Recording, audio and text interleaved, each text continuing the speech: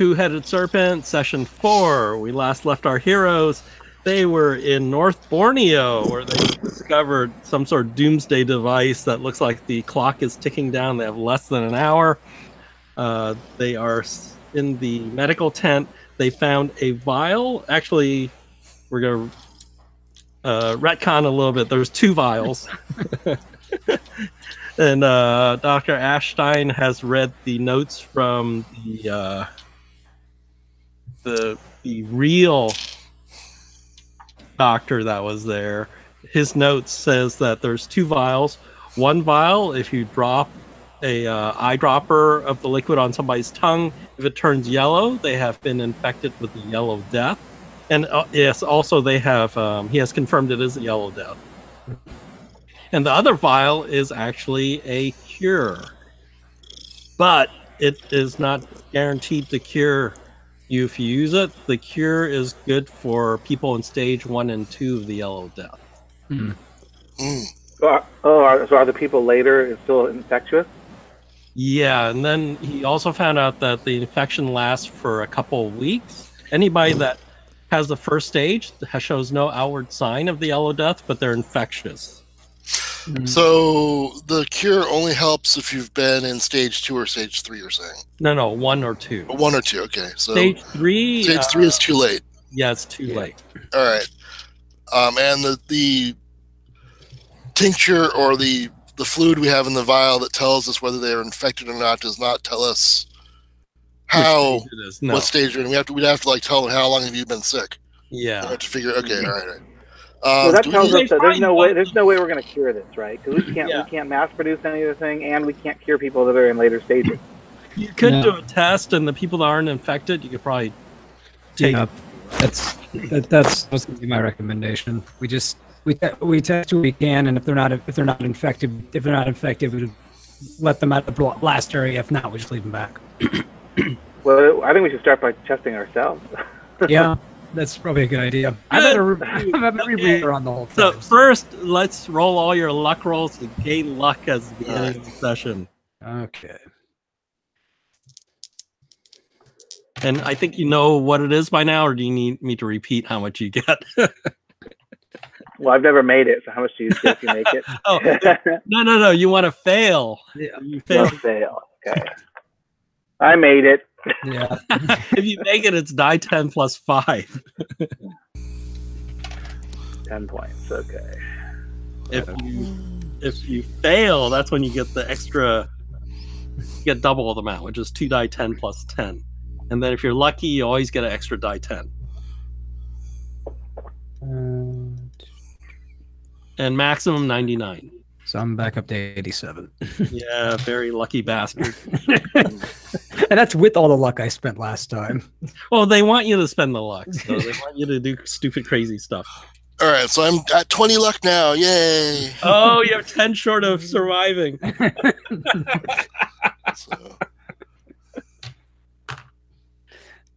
So, if you're going to drop things on your tongue, Dr. Ashstein, roll a con check. Okay. I got a hard success. As long as we don't mutate. You drop this a drop of the liquid on your tongue. You have to take your mask off. That's true. All right. Oh, you can always take it anally. Yeah. Wow. Man. Are you going to take your mask off? Yeah, I'll take my mask off. Okay, you drop a drop on your tongue. It does not turn yellow. So wait, I put my mask back on. Now you're infected. Yes, So actually, Jack and Longfeather, you drop the drop on your tongue, and it does not turn yellow. Oh, it does not. Okay. Does not. For some reason, yeah, you guys are all clear. All right. Does the doctor have any notes as far as like how the disease is transmitted, how infectious it is? It's through touch. It's highly infectious. Oh, jeez. I said, "Well, I'm not against blowing anything up now at this point." Well, I don't think we have an option. I mean, we can't let it spread, and we can't cure it. So, but all the people that have had it are quarantined in that camp, right? Yeah. So those are, and then you can look for people that are ambulatory that have no. Yeah. The people that have the disease, which you didn't really look at too closely, that have nodules and stuff. But okay, I hate to say this, but we probably should go through the camp, testing who we can, and if they're within that 2-week period and we can cure them, we do so. If they're in the 3rd-week period, we got to separate them, and then we got to kill those people. Yep. Yeah. we don't even know for sure that the cure works. We're taking on faith. Well, we only have an hour, so yeah, we only have an hour. We have to try. We're supposed to be some sort of humanitarian organization. Just totally get rid of that part, right? I took an oath to do no harm. Okay, so you might as well test a whole bunch of people. You find there's a small number that aren't infected, like maybe less than 10, probably including the kid whose 2 parents died. So those guys aren't infected. And then you find that maybe about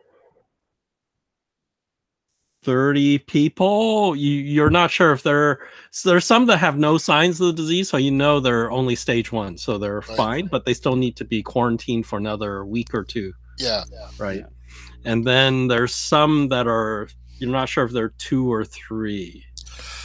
So the bomb itself, is there a way that we can shut it down from the outside, or do we have to open it up and do some tinkering? Oh, no. If you tinker, they'll blow up. Yeah, I've already tried that. Okay, so what are we going to do with the bomb? It's going to count down to an hour and then go off, right? Yep. Yeah. So what's the radius of that thing? It's up to the quarantine zone. All right, so we just keep everybody that is too late. We're just going to put them with the bomb and let it go off.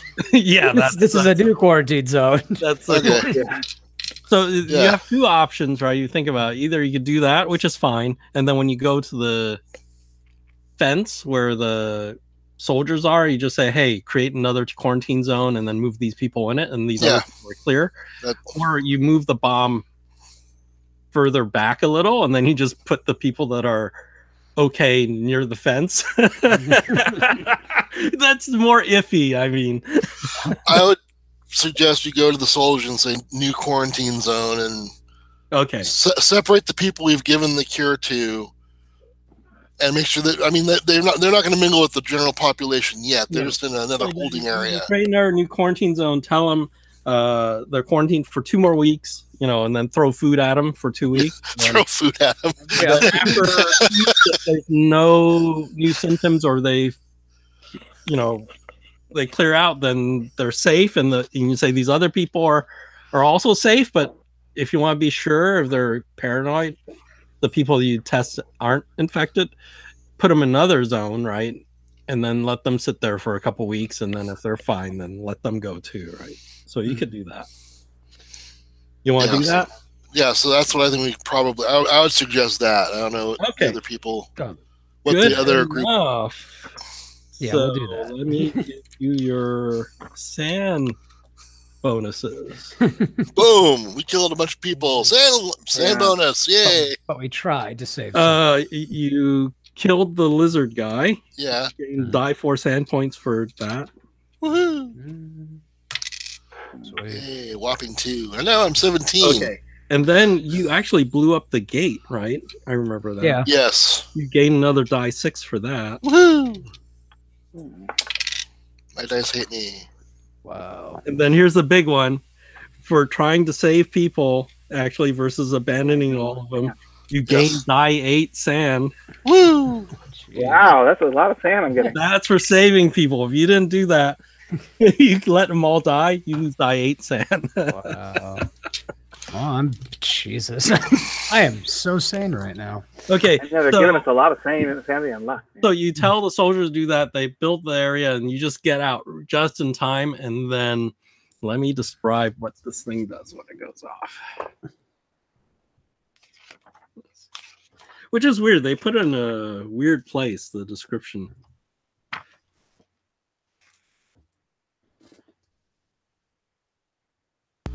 No picture? No, they don't have a picture. That's a weird thing.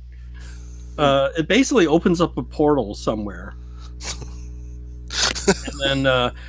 And then there's like a big wave of heat and lightning and stuff like that coming out of this gate, and it just wipes out everything in that radius that you set on the device. And then the gate just closes, and then suddenly the all this fire and everything just after, if things are on fire, then it just goes out. So kind of like the end of Raiders of the Lost Ark. Yeah, like that big arc. Yeah. Where it just kind of like burns everything and then sucks it all back in and shuts the door. And it just goes. Yeah. And of course the soldiers go, "What the fuck?" You have a story for them? Although you saw nothing. Yeah. Oh, natural gas leak. Air pocket. Yeah, they won't believe that. Yeah, it was a free. Okay, it's jungle. You got rotting vegetation, methane, free pocket. Okay. That kind of thing. Yeah.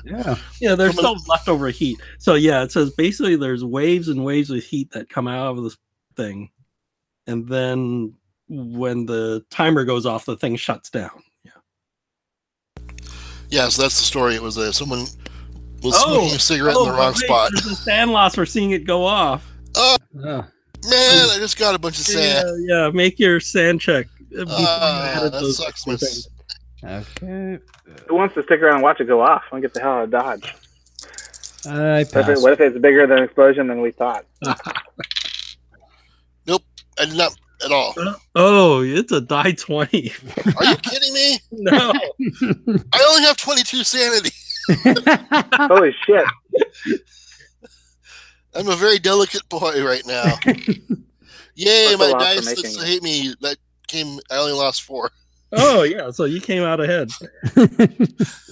So I'm back to where I was before the final bonus. Okay, so anybody made theirs? Who made theirs? Yeah, I made mine. Okay, it's only die 3. Okay. 3. Okay.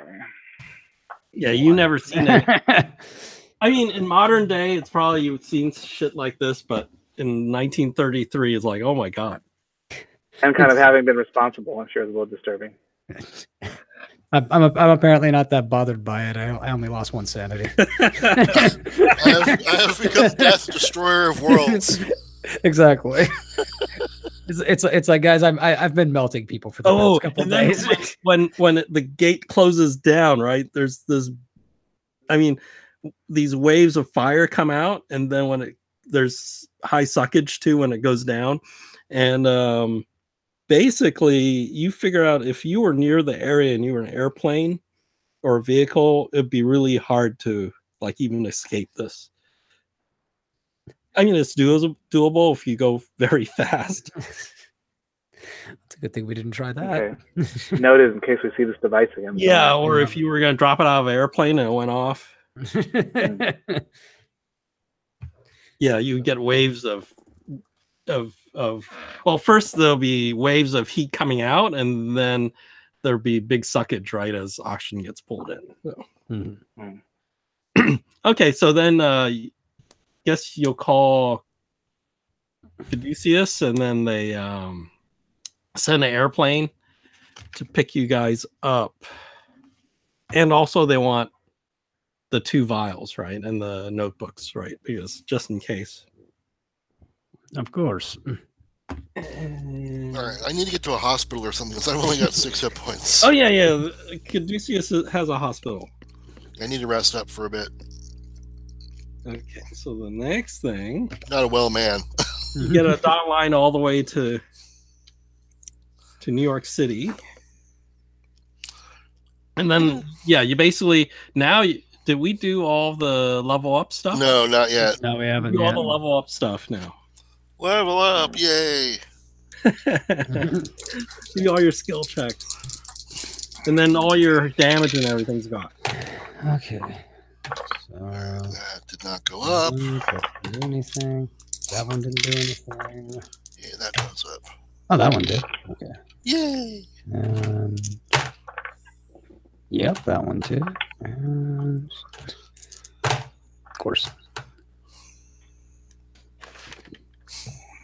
Well, apparently crashing that plane just made me a better pilot.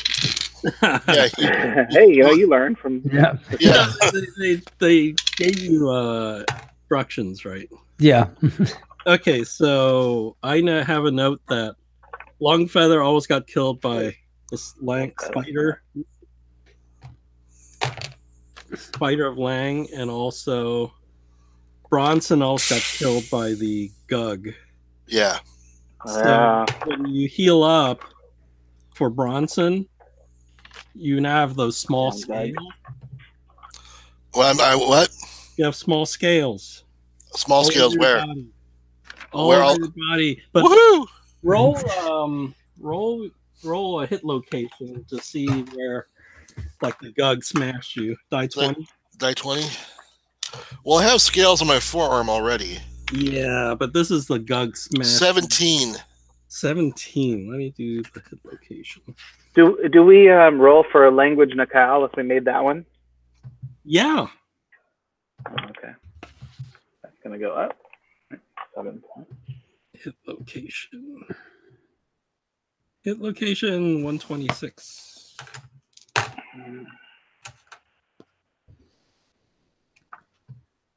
So both my listen and spot hidden have gone up, which is good because they sucked. What was it? 16 or 7? 17. It's the right arm. Right arm. The whole right arm? Yeah, but actually you have small scales over your whole body. You have 1 point of armor.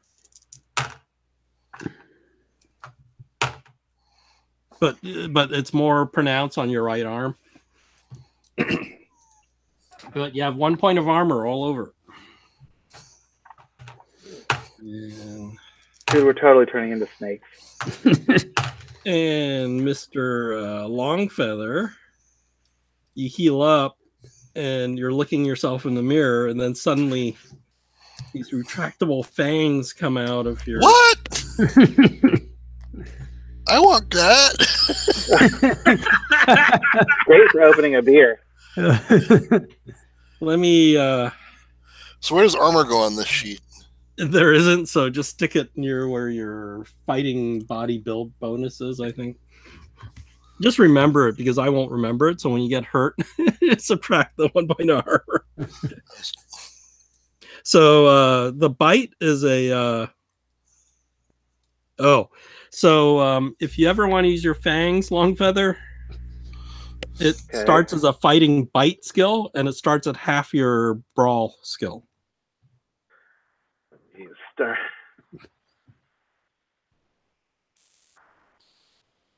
It's called bite? Yeah, fighting bite. So what's your brawl like? 90. Yeah, so at 45. Your bite is at 45. Damage is die 8. I'm not sure how I feel about these changes because I have a fear of snakes. And now I'm turning into one. Maybe it's justified you're afraid of snakes. So bite is die 8 plus a poison. So you notice that when you extend your fangs, a little drip of some poison comes out. Wow, that's gonna making out difficult. Oh my gosh, that's gross. So I'll just tell you what it does, because we're not going to remember it. If you bite somebody, you do die 8, then they have to do an extreme con check. If they fail the extreme con check, they take another die 8 of poison damage. And if they see you extend your fangs, there's a sand check. Nice. All right. Oh, there's another thing which we'll go into later, but you'll find out. You're turning into Columbo. Just one more thing. Once a month, you'll shed your skin. Oh, that's nasty. If you do it well enough, you can fake people out. Like, wait a second, he's sitting in the chair. Oh my God, he crumpled. They killed him. Lose the sand. But you'll find out later. After like a month, you're going like, why is all this my skin flaky? Was I in the sun too much? And then, okay, so that's your new changes. Congratulations, Longfeather. Okay, so the trip from Borneo back to New York, how many hit points do I get back? Oh no, because you go back to Caduceus and everything, they heal you up, whatever's left over. So all right, so I'm back to full then when we start. Okay, all right, yay! Oh, might as well roll hit location for Longfeather too, because I just want to see you get hit in the face and. What is it? D8? Die 20. D20. 7. Abdomen. I thought you already had some there. Right in the groin. So it's more pronounced there. Yeah.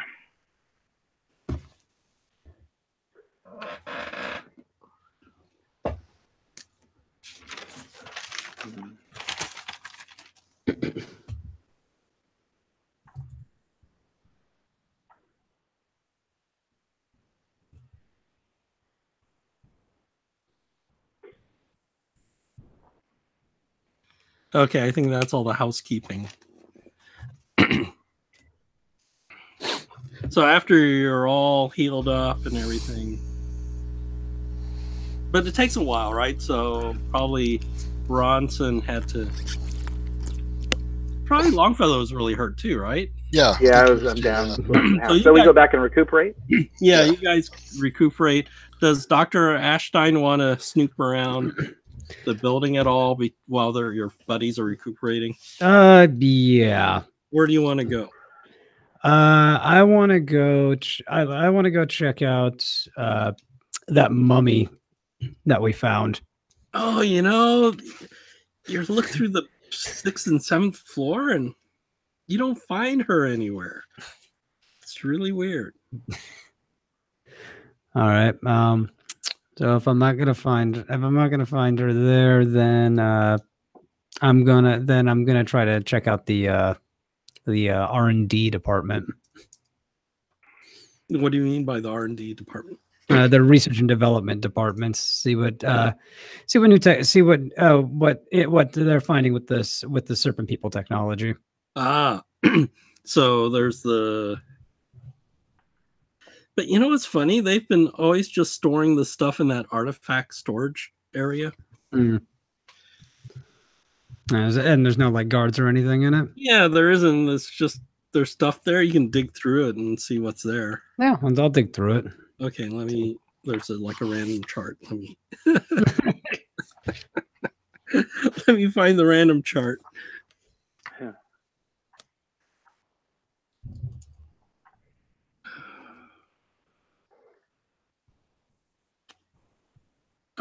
Here's the random chart. You have to do a luck roll, which you'll probably make. Yeah, let's see. Yeah, I made it. Okay, roll a die 6. Okay. 1. Oh, what the hell's that? You dig around in the boxes. Mm-hmm. You find a jade box. 9 inches corner to corner, carved with abstract serpentine shapes and sigils. Within the box are 5 stone vials, each containing some sort of liquid. And each is inscribed with sigil. Oh, roll your Nicole, I guess. Okay, so let's see. I got a regular success. Oh, you made your Nicole. Unfortunately, it says you need hard. 20 points my way from hard. Or Cthulhu Mythos. Like I said, I'll spend 3 luck to make it a hard. Okay. You deciphered as various names of snakes from around the world. I'm assuming these are vials of poison then. I'll give you the names. There's a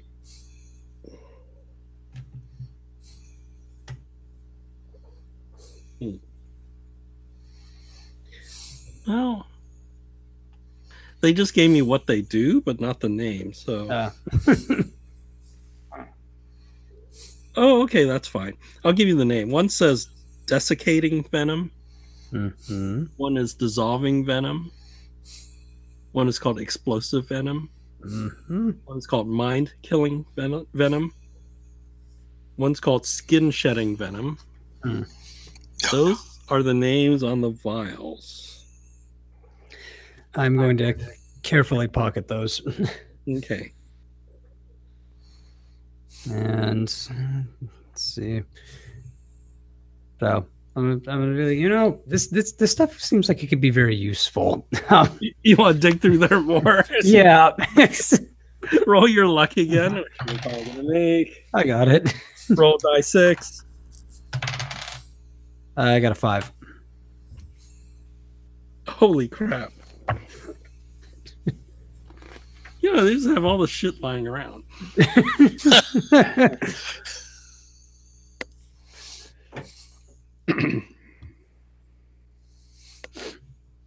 Let me see how I can find the description.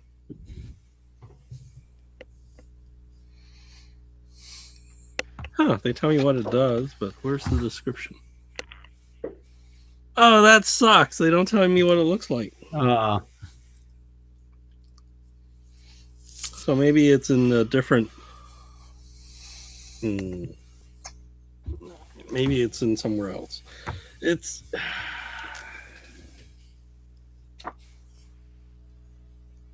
But this is pretty cool. Mm-hmm.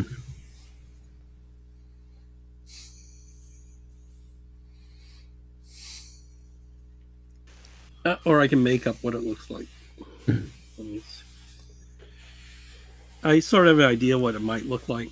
But, oh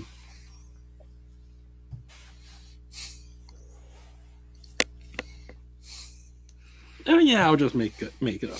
I have an idea. So think of it like if you had a sphere, but you chopped off most of it and you only left the bottom like quarter or even less of the sphere, like 1/8 of the sphere. Mm-hmm. So it's like a hollowed out ping pong ball or something, but it's just this. But there's like different sigils and stuff on it. Uh-huh. And you're not sure what it does. Could I attempt to read the sigils on it? Yeah, but it's more, it needs a Cthulhu Mythos and an int roll combined in one single die roll. Oh, that's going to be fun. I can try. That's going to be fun. Yeah. Let's see. This one.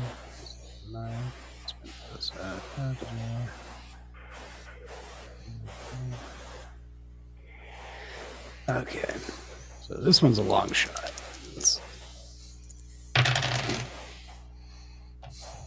Oh, I'm like 3 off right now. From what? From both. Oh, so you need a regular Cthulhu Missiles and extreme int. Okay, what's my int at?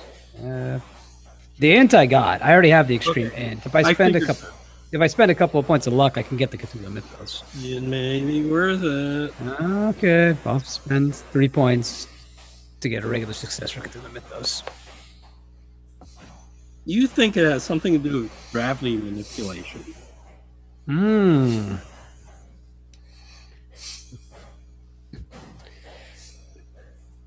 Is there any instructions inscribed on it at all? You feel like you're supposed to step in it, like some sort of. You're supposed to stand in it, and then operate these controls. Ah. So I'm assuming this is. This is some sort of primitive machine for flight. Then. I'm imagining something from the Jetsons right now. I think you're pretty close with your math science. And how big is it? It's pretty big. It's like a big saucer, right? But it's the bottom part of a. Like you take a ping pong ball and you chop off most of it and you leave the bottom part. So there's this weird saucer shape that's concave. It looks like you're supposed to step into it. You can fit 2 people in it. So maybe it's like 4 or 5 feet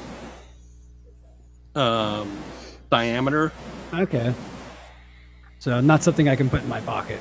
No. It's, you can put 2 people on it, and then I'm gonna make a note of it.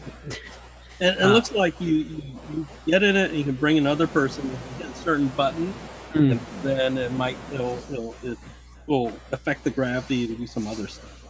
Okay. And okay, so that looks cool, but unfortunately, I can't pocket it and take it with me. No. So I'll make a note of it. Something to mention to them, and to get one of the others to try out and have some fun with it later. So they say each time you do this, it takes several hours. So you could probably look around another. Yeah. But these guys are thick for a long time. So yeah. The other thing I want to do while I'm here, I want to construct some goggles that can detect serpent people. Ah, okay. Yeah. Yeah. So while we do that may take a little bit.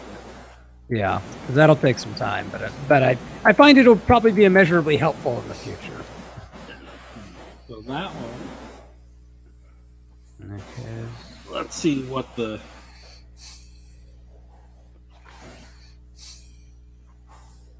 I think that's medicine, right? Which you have. Yes, I do. And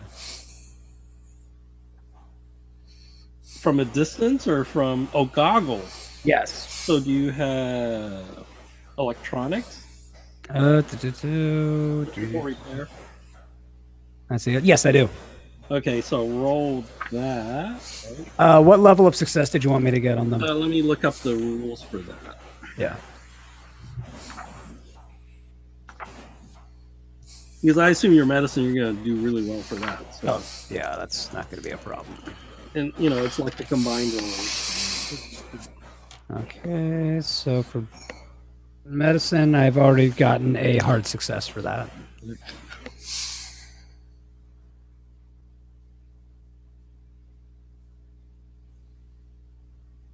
Oh, it's just you just need to make them. Oh no! if it's a combined roll, then I've made it for both. Okay, so you were able to build some goggles.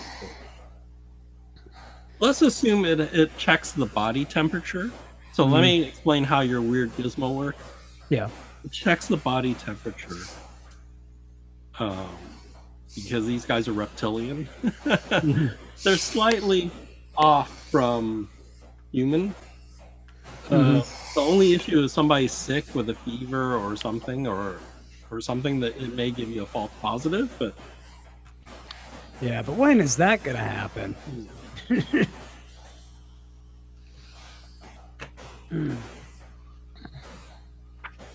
Do they look like weird goggles? I assume you're 30, so I don't know if you make something that's less. Well, I'm gonna try to make them as inconspicuous as I can, because I don't want people to know immediately that there's that. But there's equipment, right? So I bet they look like aviator goggles, right? Yeah, they do. Yeah, I don't think this is not the modern day where you make it look like a regular pair of glasses. Yeah, so. Unfortunately, I can't do the They Live glasses. Yeah, so I think they're like. So I think that takes all your free time. That's good enough for your free time. So you will have that, and they look like aviator goggles. Maybe that has some extra stuff hooked onto it, but it doesn't look too unusual. Slightly unusual, but not way unusual. Yeah. Okay, so you guys are all healed up, and they call you to a meeting on the 7th floor.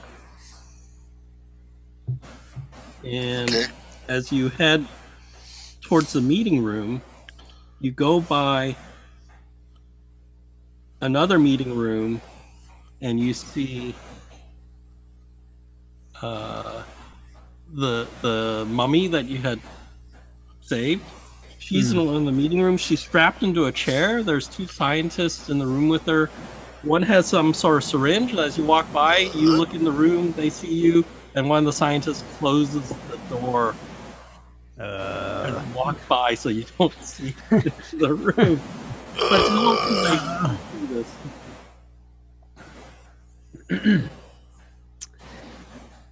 That doesn't make me feel very comfortable. Oh, they also... Why don't you guys Sure. Why don't you guys do a luck roll? Meet your new boss. Nope.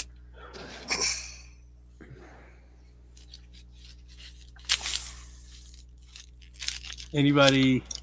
Yeah, I made it. You made it. I failed. Long feather.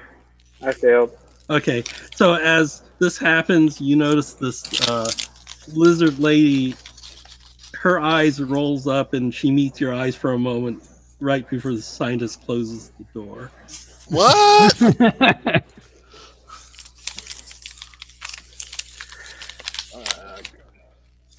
Okay, so they take you to a meeting room, and inside the meeting room is this guy and this guy. The guy that looks like a scientist is Dr. Oh, I don't know how to pronounce it. Goncalves? Goncalves? Yeah. I have him on the... Let me see if I have his full name. He is chief researcher, Victor Gomes Goncalves. The other guy, he was the one that handed you the briefing when you went to Tier 2. He's Frank DeLuca. He's Caduceus security chief. Oh, wait, that's not the right one. It's not the security chief. I was gonna say he's a little well dressed to be a security chief. Yeah, I know. Actually, his name is Leonard Isadora Manning, and he goes by L. Izzy Man. Oh no! This guy you've never met before, but he looks mean, right? Yeah, looks like he wants to kill us. Looks like Jason Statham dressed up like Yul Brenner. So no, he's not the security. The wrong guy. So this guy you never met before. So he does a lot of powerlifting. Yeah. He just sort of stands there. Very thick neck. and he stares at all of you with like a like X-ray eyes. I stare back at him. Yeah. Speaking of X-ray eyes, I'm gonna put my specs on. Oh, okay. No better time to test it out like the present. Yep. So let me check. I don't want to get this wrong. Let me double check who's who.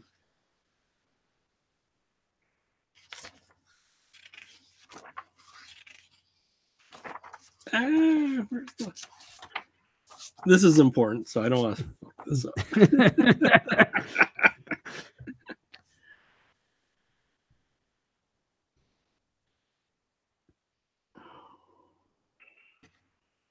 Huh? Where's their stats? Oh, of course, I go to the back where the stats are, and of course they're not there. What is wrong with these people?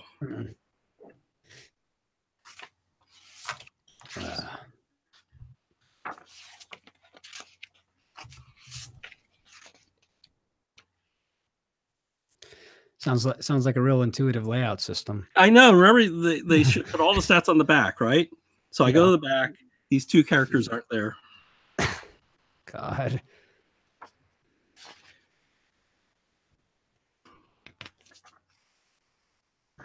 I believe the doctor's human is what I remember, but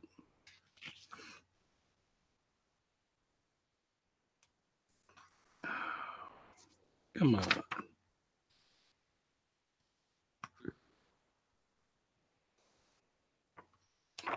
Okay, then I'll go look at the PDF.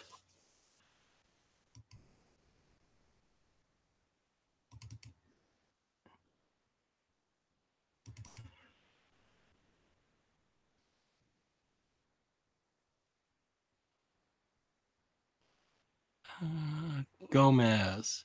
Yeah, Gomez is... that's not Gomez, though, right? Ah, here. Honors.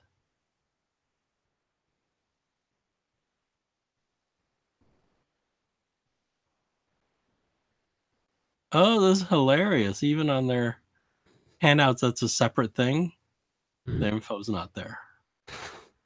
Oh, it might be on the very bottom where they have more reoccurring. Ah, there it is.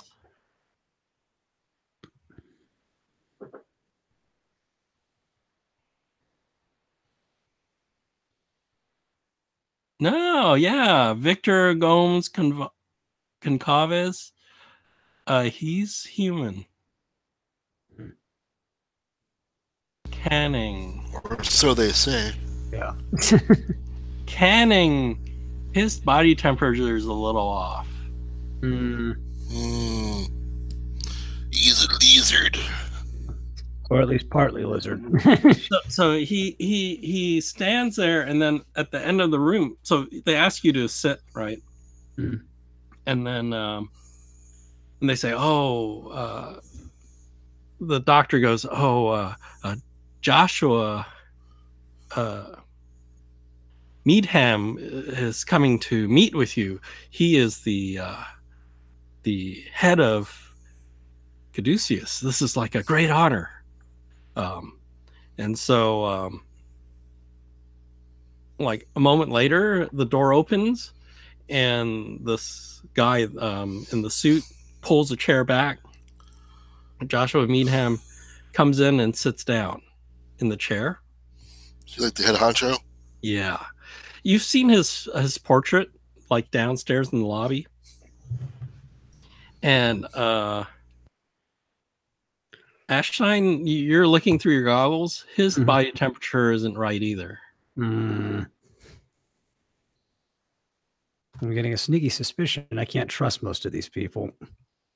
Okay, so that, and he starts talking about your missions. Goes, you did a great job. This is Meadham. He goes, you did a great job. You've saved a lot of lives. This is very good. And you've brought back, unfortunately, too bad Philip Connors didn't make it back from your mission, but at least he did his job, and you have a way of detecting this yellow death and also a potential cure.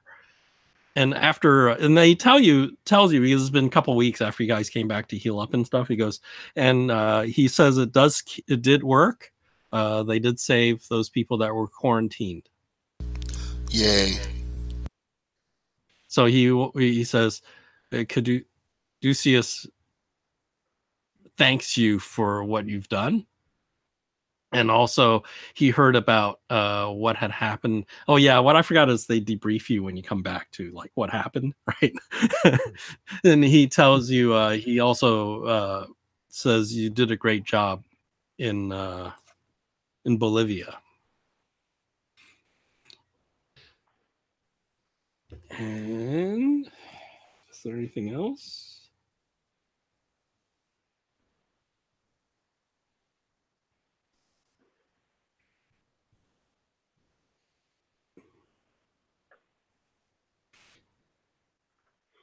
Yeah, so he goes, well, and he thanks you all, and he says the doctor will now brief you on another mission they want to send you on.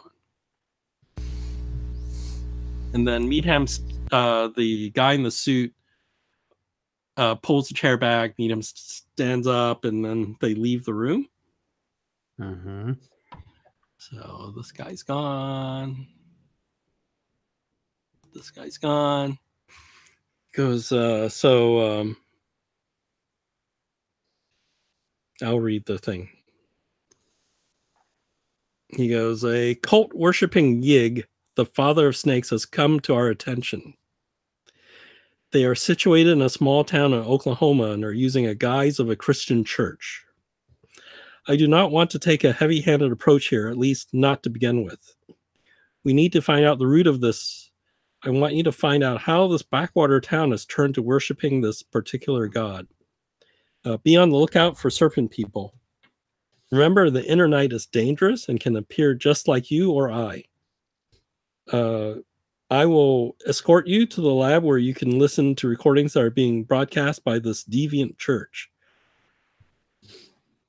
And then he's gonna take you guys to Dr. Victor's lab. And as you leave this room and you head back down the hallway, you guys can do a Nicole language roll. You hear some shouting, like from the room where you saw the serpent woman was in. Let's see. I didn't make it. Yeah, not a clue. Okay, so there's some shouting in the call. Then there's like... Oh, I made it. Oh, you hear in a sort of female lizard voice, "You are as bad as each other. I refuse to serve the father of snakes or the mother of darkness. May you both be struck down." Right after that, you hear glass breaking. There's an explosion. There's screaming. And there's a strange rending sound coming from that room. Kick open the door. Okay. When you kick open the door, you see the windows have imploded. There's glass everywhere. The furniture's on fire. The room is filled with smoke. And you see a portal that's open. And you see burned and mangled body parts of those scientists that were in the room. And there's a portal. And you just see on the other side of the portal, the lizard woman. And just as you see her, the portal swirls and closes shut. She steps through it? Huh? Yeah, she goes through the portal? On the other side when it shut. So basically, she did something, damaged the room, and opened a portal and just left. Yeah. That's what basically she pieced out. Okay. And yeah, there's a big panic, and people are like, "Oh my god!" And fire extinguishers, and looking at it, and the doctor goes, "Oh, well, let's listen to these recordings." Isn't anyone going to want to try to go after her? No, the portal closed, right? Yeah, it just closed. Yeah, but then don't you guys have a way to track that? I don't think so. I'm a man of science. That looks with some of the science, quote unquote science we've been seeing. That doesn't seem too far out of the realm of some other serpent people stuff. Oh, so because that's beyond my capability. But if you're able to do that, that would be wonderful. Give me a month. I could probably figure it out. So he takes you down the hallway to a laboratory. Inside it, there's some electrical apparatus, benches, and a phonograph. He puts a stylus on a phonograph, and it's one of those that you can record things on. Like back then, it's I think you've seen those movies where they used to record live music onto a record. And then they would sell the records. I forgot which movie it was. It was really weird. I didn't know they used to do that. So this is one of those where they had cut the record and then... yeah, that was Oh Brother, Where Art Thou? Yeah, and then they're replaying it back. That's how I think Elvis also got discovered. He paid to have a song he was singing to his mom recorded, and someone heard him singing, and that's how he got discovered. So anyway. he apologized for the poor quality of the audio. He said they had recorded off a radio broadcast, and what it sounds like it's from a evangelical radio broadcast. Okay. And the Lord saith unto the serpent, because thou hast done this, thou art cursed above all cattle, and above every beast of the field. Upon thy belly shalt thou go, and thus shalt thou eat all days of thy life. This is the word of the Lord. Genesis 3:14. Then he looks at them. He says, "Can you hear it?" So you all make a listen roll.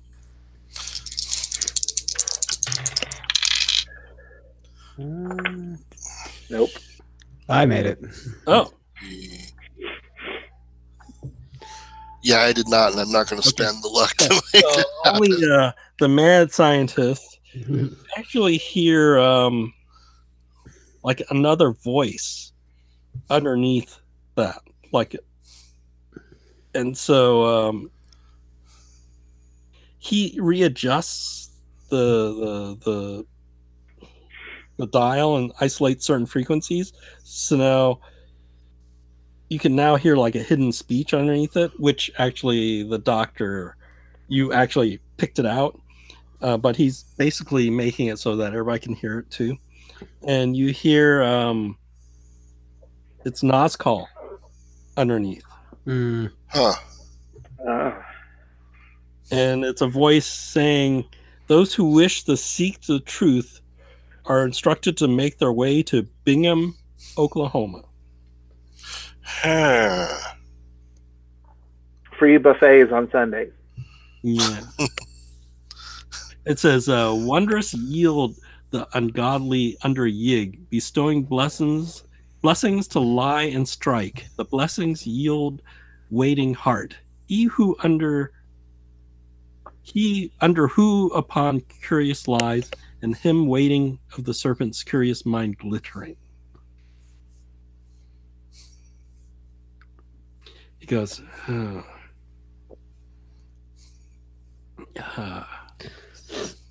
so the doctor goes, "You're tier 2 members of Theseus, right?" Yep. Well, I think you should get. There's some information about these Yig worshippers, and there's some recent history. So I put it in the handouts. There's a recent history of serpent people handout. Because I know you guys can't read whatever I put up there. It's too small. Let's see.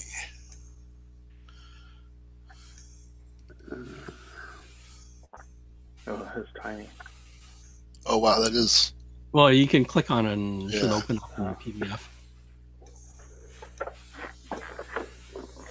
Basically says the serpent people is now a spent force, fading into near obscurity. Even the most bellicose realize that. So he gives you a folder of stuff, and then you read through it and you get this out of it. Even the most bellicose realized they were no longer able to best humanity, and so they retreated into the shadows. The schisms in their society remain, and the followers of Yig and Zagathwa are still sworn enemies. The worship of God Gathanogoa. Don't make me pronounce Haster. Has been lost to the serpent people, except for one lone devotee locked in the endless slumber in the temple in the forests of Bolivia. Should Not she anymore. be awoken, she will embark on a quest to complete the work of the Nubian science sorcerers, merging serpent people and humanity into a single race. Uh-oh. Some of the followers of Yig have tried to coexist with humanity, but most still carry a growing resentment at being usurped as the rulers of the planet. They are not unified in force, but a significant number have banded together and enact a plan that will ultimately allow them to create the long-awaited third serpent person empire. Prophesied by the serpent philosophers to be the greatest empire of them all. Oh, 1,000-year Reich, right? And to this end, they have created a human-facing organization called Caduceus, hiding in the guise of a medical aid charity. Until recently, the followers of Sugathwa have been too scattered and weak to pose a major threat to either humanity or followers of Yig and their Caduceus conspiracy. This changed when a senior member I think I redacted some stuff from the one that's there. So is there stuff we shouldn't be seeing, or is this what we have found out? Let me see. Let me see what I redacted. I redacted some. Because this is quite a knowledge bomb to drop on us. It's like, what? Yeah, so it's still there. This changed when a senior member of Caduceus underwent a religious conversion, changing her allegiance to Slagathwa. She has been begun to unite fellow Slagathwa worshippers. The rival conspiracy to take the earth for themselves. There are cabals called the Inner Night. They're now racing Caduceus to find a way to return Mu and its long lost resources to fill their plan. So basically, you got the moderates, which are we working for the lesser evil? I think it's a lesser evil. Because I've known the secret for a while, and I think we're doing good things. We're doing really good things. But with all due respect, sir, you're turning into snakes. Well, there are benefits. Yeah, I just question the benefits with all the trouble that we've been seeing. Well, we've stopped a number of their bad plans. That Yellow Death could have wiped out humanity. Yes, but the solution to the problem seemed to be destroying an entire area of land and probably quite a few people in the process. Well, they would have died anyway. It just strikes me as odd that a humanitarian organization would be okay with things like this. Well, we've saved more people than hurt. Yeah, I can't make an omelet without smashing a couple dozen eggs. Yes, right? yes. That's what I thought. Well, have you gone under the hybridization process? No, luckily I haven't had to do that. Well, it seems the direction they want things to go in. Why not? Well, it's not necessary at this point. Yeah, forgive me, Doctor. It just always seems that it seems inevitable to work with this organization and not have some sort of mishap with this. My two compatriots over there are slowly turning into reptilian things themselves. Well, it did, I think, provide them with some benefits. Yes, I'm sure that Mr. Longfeather is going to have a very easy time getting dates not accidentally poisoning them. Oh, well, I was talking about that. I was saying, apparently the Yellow Death is designed to only affect humans. So if no one's human, nothing affects them anymore. Well, it's very clear they were afforded some immunity to the Yellow Death.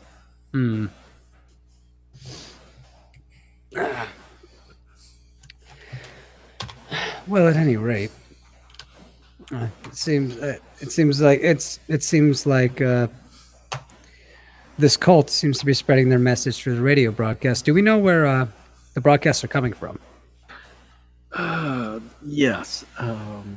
There is a radio tower, and I forgot which city it is, but it's not in Bingham where the message tells people to go to, but there's like a bigger city. Is it in Oklahoma? Yeah, I think it was in Oklahoma. Yeah, because it might just be in Oklahoma City then. Yeah, I think it's in Oklahoma. Yeah. But if your investigations takes you to Oklahoma City, that's fine too. But think about, as you go, think about what you think about the Caduceus organization. There is a a tier 3, which I'm a member of. If you want to decide you really believe in their mission, there is openings in the tier 3 of the organization. It's something I'll take under advisement. Yes, especially since you said you think you can track down portals. That's amazing talent. Amazing. You should see my death ray. Oh. I think you show great promise. Does anyone else have any questions or anything? Do you have questions for him? No. He seems pretty open, and nobody's done their psych roll, but he seems pretty honest. I can do a psych roll. Yeah. Why would you be lying about this shit? I already human. Now I need to know if you're a lying human or not. I got a hard success. Yeah, he's completely up on board about all this stuff. Oh god. Yeah, and then I'm like, okay, if anyone else doesn't have any questions, I think we should gear up before we move out. Are we taking a train or a car? You can any way you want. They're in New York. It's Oklahoma. Okay. Take a car or a train, and then rent a car. Either way. Yeah, I'm gonna recommend we stop over in Oklahoma City before we head into Bingham. Oklahoma City.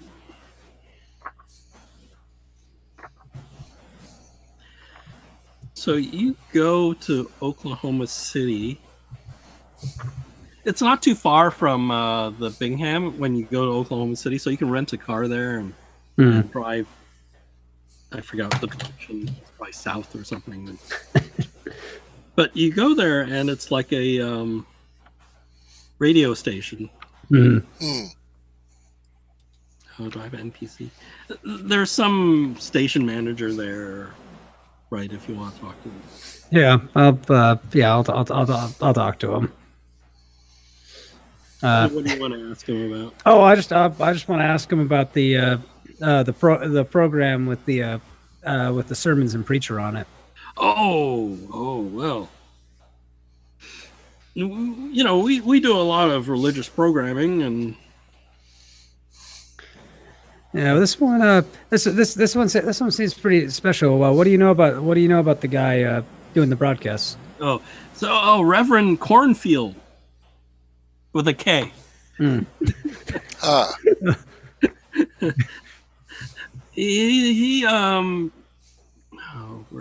He pays for the broadcast. They deliver a cylinder every week or so, and he's paid for 15 minutes every day.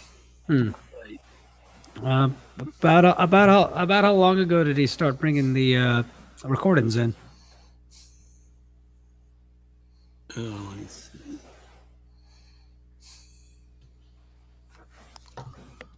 Oh, you know. Oh, I have the call sign KFOC. There we go. Okay. Sorry. KFOC. Yeah, I don't know why. K-fuck. You're K-fucked.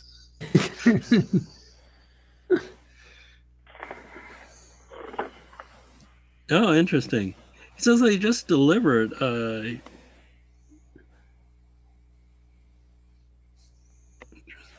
Doesn't say, but I can give you a date. Let me check the date.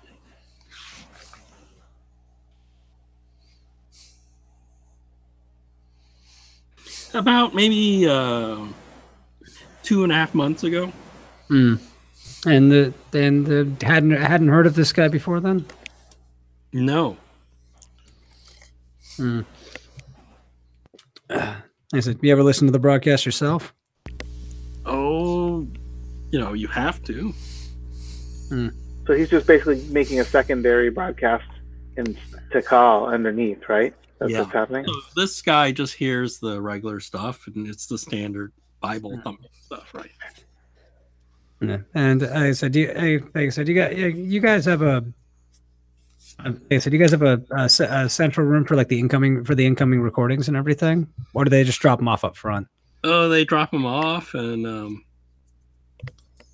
but we still have complete set of the previous recording.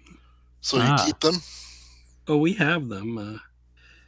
For a small fee, Miss Meekle over here can have made copies for you. Hmm.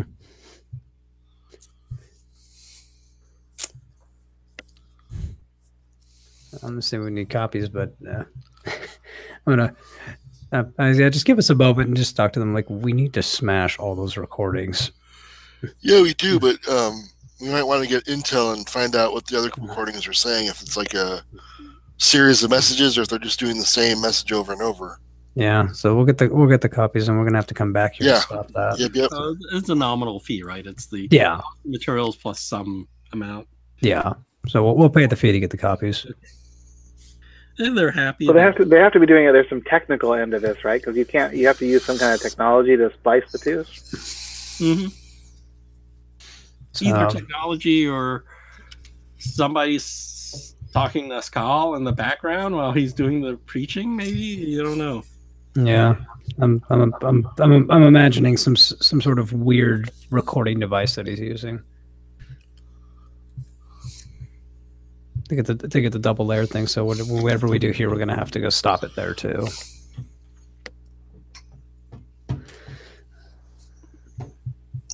So yeah, we'll take the recordings. Okay, yeah, he does that. All right. So you have to find a place to sit down and listen to these.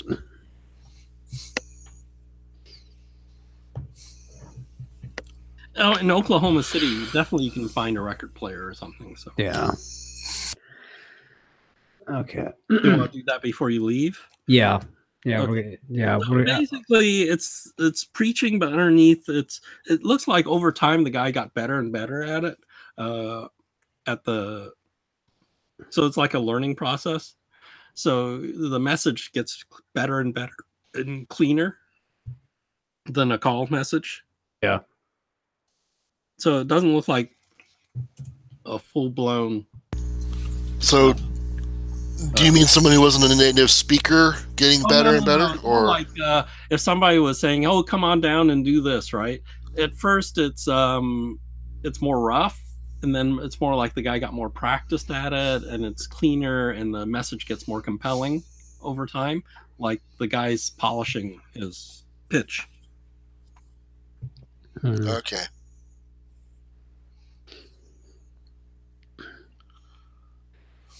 Something's not right about this. I mean, should we go listen to one of the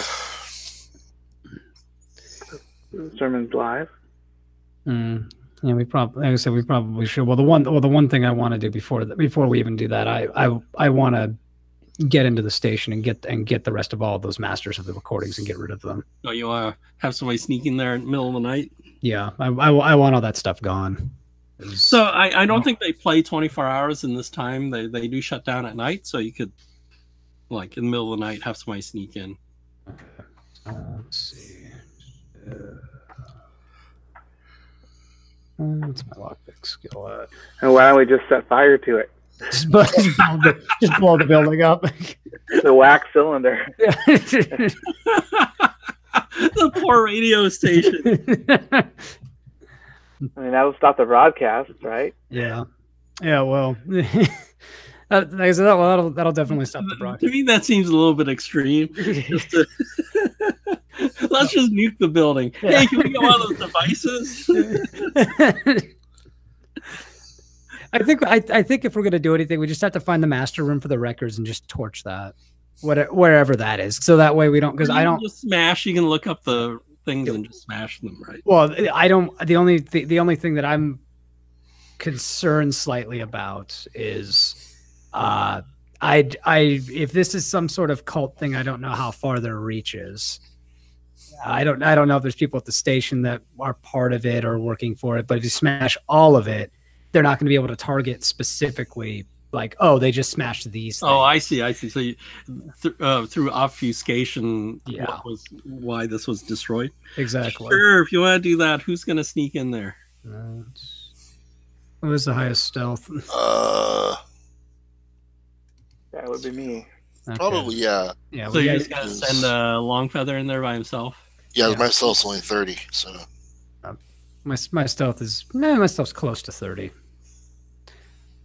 But I am decent with locks too. Oh yeah, so probably somebody has to do the lock, and then he can sneak in there. And yeah, so yeah, I can handle the lock.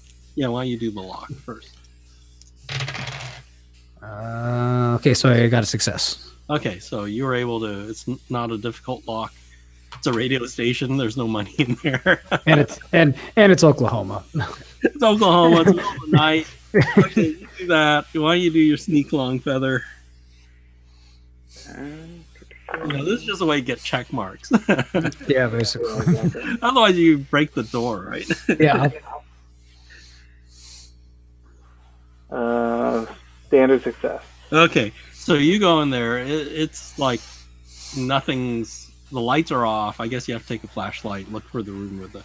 So, what do you want to do with the record room? You just smash them up, or you want to set it on fire? Or...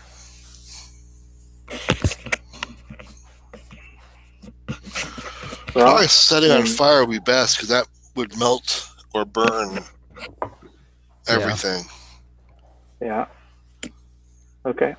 You guys set it on fire. Oh, these poor people are burning down the radio station. Okay. We're just burning the one room. Just close the door. Okay. You catch it on fire and then you get out of there, right? Okay. Mm-hmm. So the stealth I include getting out of there without being spotted. Yeah, you see the place burn down, actually. Oh, okay. So but at least you check there's nobody else in there, right? Yeah. No, like night guardsmen murdered. Yes.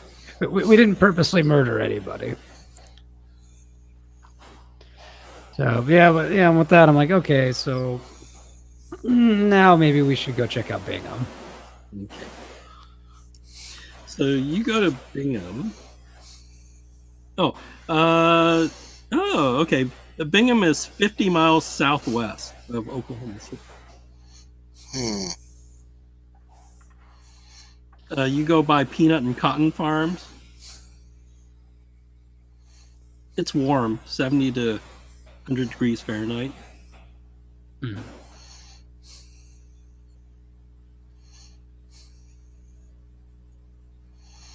And train?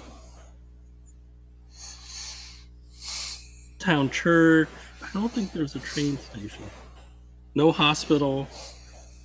So it doesn't have that many people in it. And I think I have a map. Oh, so it's in our PDF. So next to the Serpent People history, there's the player's map of Bingham.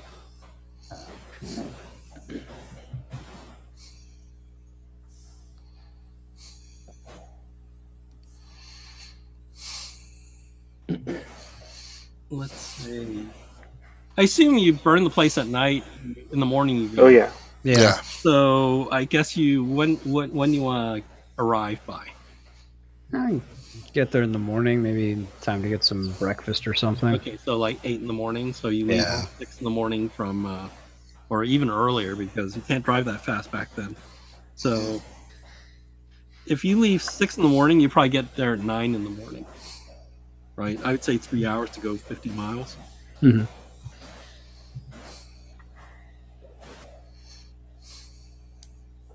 Oh, they have a saloon. Yeah. And yeah, you scope out the. I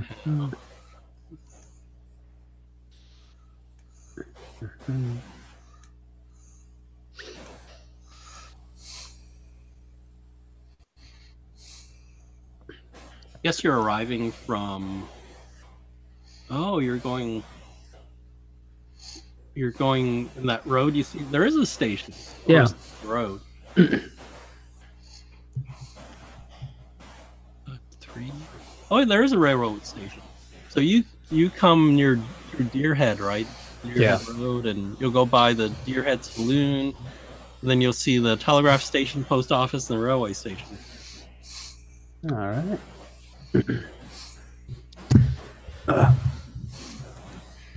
So I think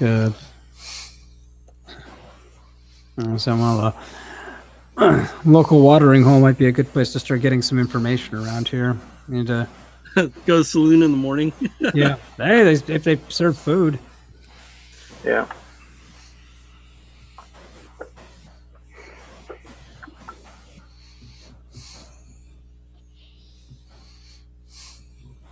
But I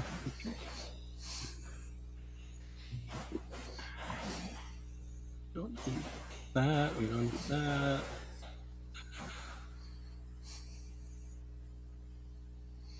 So here's the picture of various NPCs. Do we see Maurice Walstead? That's a lot of people. Oh yeah. Oh, there's even more, but these are the names. Oh, that's great. The guy, I don't see Maurice here. Okay. There is the owner of the Deerhead Saloon. Behind the bar, sleeves rolled up, polishing glasses. See various hunting trophies: deer heads, antlers, stuffed fish in glass cases. A full-size grizzly bear stands on its hind legs at the end of the bar, claws and out and teeth snarling.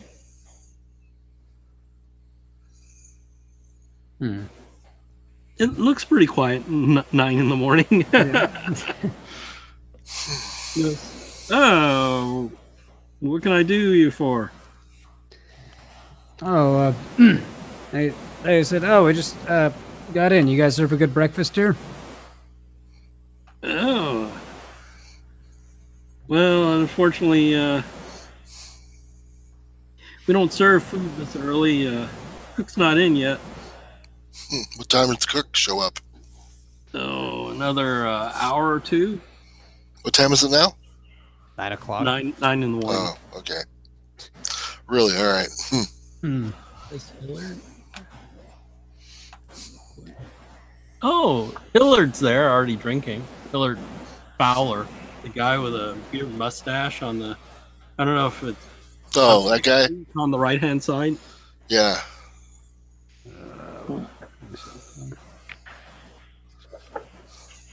The guy that looks like Perry Mason. Yeah. Oh no! He looks more worn than Perry Mason. Like Perry Mason after he lost some cases.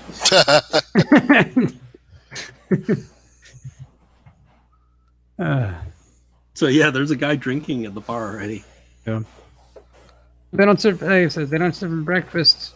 I said, yeah, okay. I said, we're like I said, we just got into town. What are you doing here, man? He's going, and he looks up. I'm in lumber.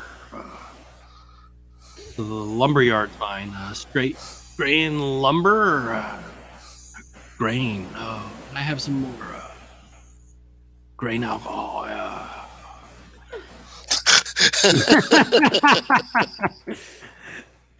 Yeah. So, just get off a long shift. Yeah, my this guy I have there, George. He's working the lumber. He's like, yeah.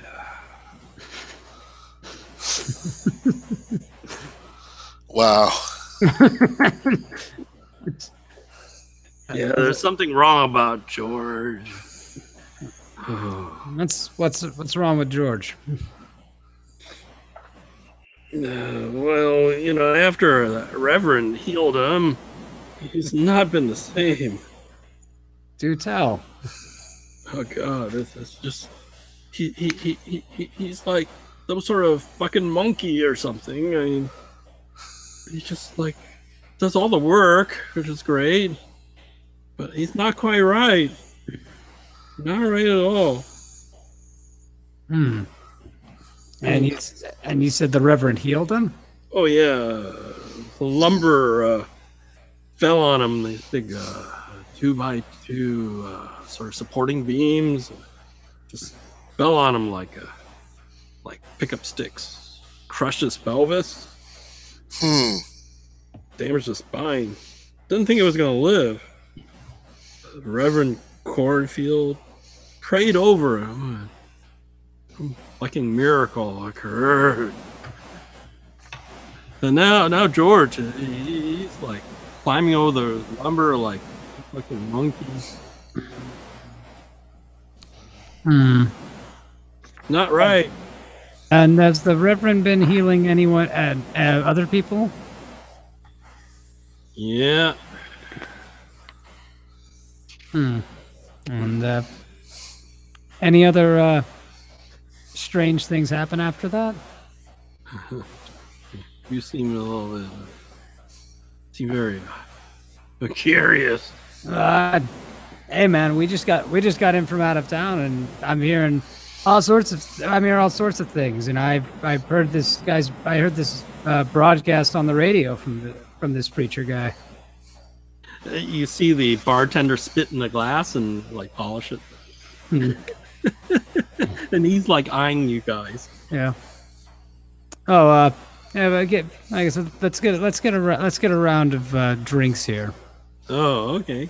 So yeah, he pours and he goes, yeah, those the bartender goes, those Bible thumpers. Oh, he makes us shuddering, like, oh. I'm gonna do a psychology check. Sure. See what's. I got an extreme success. Yeah, he's honest. He doesn't like it for some reason. I said, how long's the Reverend been doing these miraculous cures? He said he went out into the desert and saw God. I was like, he walked in the wilderness 4 months ago. Disappeared for a whole month. Thought he was dead.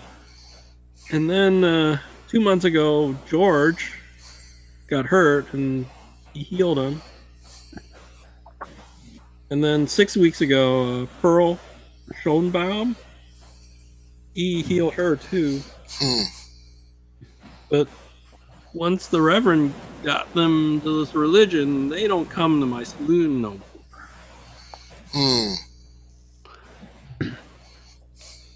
You guys, when and where does the Reverend do his sermons? Oh, his church. You guys don't look like believers, are you? Oh, haven't made up our minds on that yet. It's just we were on the road or the broadcast and decided to pop in and check out the small town. Yeah, you and others. Yeah, you have a lot of visitors coming through town. Yeah, lots of strangers coming in. Seems like a number of them are believers. They, like I said, they pick up and leave afterwards, or they all just stay? Oh, they're staying. Huh. And then once I'll see if you come back after you see the Reverend. Because some of them drop by, but after they go see the Reverend, they swear off drink. With the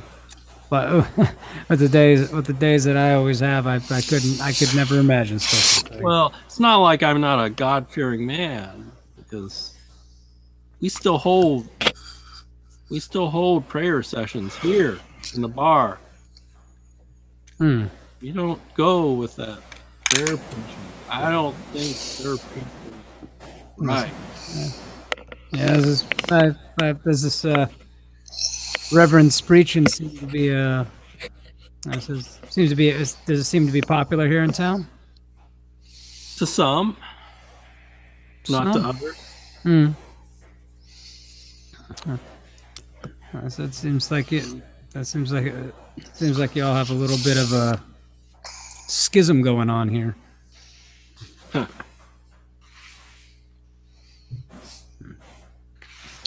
We still believe in God. What's the if you believe in God, what's the Reverend believe in? Well, he's renamed God. What do they call him? Yig, whatever the hell that is. Our Lord Yig. Not as catchy. I think it's some sort of Jewish thing, right? I could assure you, sir, we Jews would never think of anything that's stupid.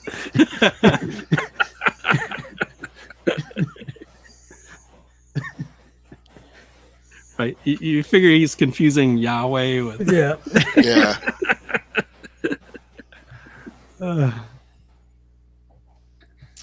Yeah. Like I said, I appreciate the candor and honesty. Well, in a couple of hours, the cook will be here, and we could serve some burgers and fries. Yeah, I'm wash down some of this nice mid-shelf whiskey that we have here.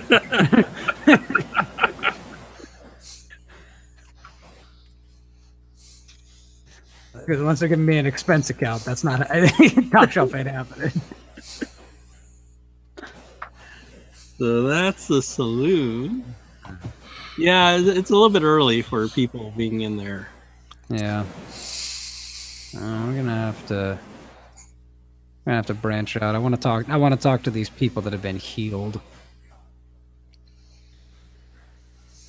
Yeah, he mentioned George. Yes, George. and Yeah, her. so George will be at the lumberyard.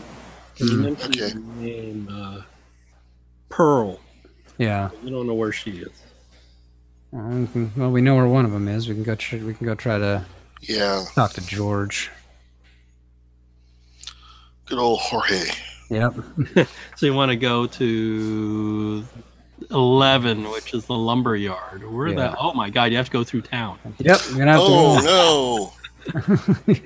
So you go down the road, you go by the Bingham Hotel and the Butler department store. Let me see how big that is. I think it's pretty big, which is unusual. The Butler department store is fairly large. Yeah, it's like a whole block, which is unusual. But as you drive by, you see it has picture windows. Inside it has household appliances, furniture, kitchenware. You know, it's like a big department store.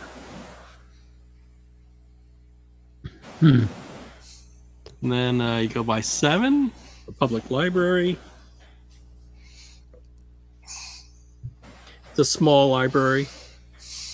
It's like, and then you go out of town, and then you have to go down Liberty. Then it goes by the First Church. Oh, Dun dun dun. the First Church. Oh, where's the First Church? White painted wooden building with a spire. Outside, you see a sign saying it's almost the First Church of Christ the Redeemer, but the second half of the sign has been removed, and it just says the First Church.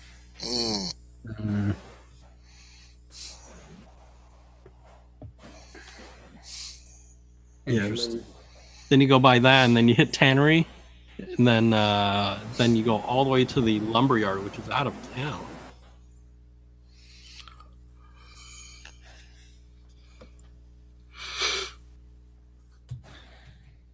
So it's a big lumberyard where they store, season, and process lumber. There's machinery, tractor, forklift, trucks, circular saws, band saws. You hear like equipment running.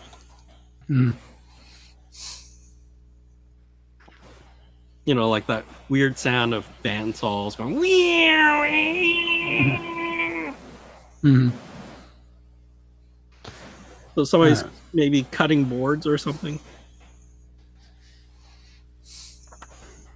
All right. Well, I think we should go see what's going on in there. Yep.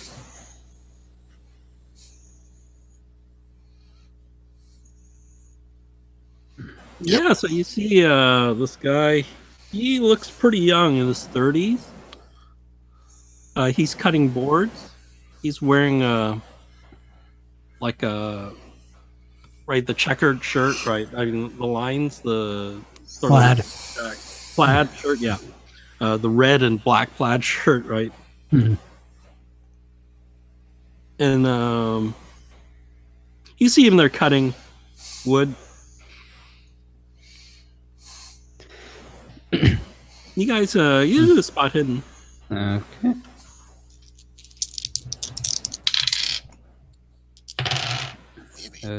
I got it. Barely, but I got it.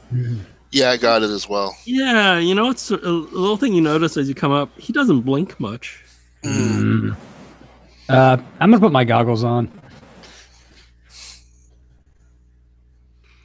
His body temperature is a little bit low, but not as low as the medium. Mm-hmm. Huh. Oh! When you look at your buddies, Yeah. their temperature's a little low too. Yeah. And I just shake my head. Oh, you poor bastards. We're changing. So yeah, you look at your two compatriots and you look at they're about the same type of temperature, but it's not as low as the medium and his bodyguard. Yeah, which tells me a lot. Okay, and I'm gonna whisper. I'm gonna whisper them. Something is very wrong here. I go, you think? Yeah. So he's cutting boards. He's like cutting, 2x6s or whatever, and he sees you, and he's still cutting the boards. And he finishes the one he's cutting, and he shuts down the saw, right? And then he goes, "Can I help you folks?" Oh, just had to see it to believe it for myself. Are you George? Yeah, I'm George. I heard some amazing things about you. Like what? That you were cured by Preacher Cornfield. Oh, yeah, he prayed over me and he fixed my broken back. You believe that? Seems like you got better than better. Yeah. Miracle. Yeah. Total miracle. If you follow Tannery into the town, his first church is right there, and you can listen to him and see that he is an embodiment of God. Has Reverend Cornfield been using healing miracles very long? Oh, after he went out to the desert and came back, he was touched by God. Hmm. Yeah. That's the second time we heard he went out to the desert. Did he? Was he on some sort of religious quest, or was he? Certainly. He said he heard the voice of God and to go out to the desert and to trust in our Lord the Savior. And he did that. And he showed his faith. And he came back after a month in the wilderness without food or water. And he brought back the miracle of healing. So it was the desert here in the States. Yeah. Okay. Was it just outside of town? Well, wandered for a month. Anyone know where? Oh, the Reverend does. Oh. Of course. And you see him like playing with like one of these pocket knives, and he's like doing the. Remember out of Alien where the aliens when they're stabbing the between the fingers? Yeah. He's doing that right now. Without looking down, or yeah, without looking down, he's like there's like a stump near him, and he just while he's talking, he's like playing with his knife, like spinning it around, and then stabbing between his fingers, not hitting himself.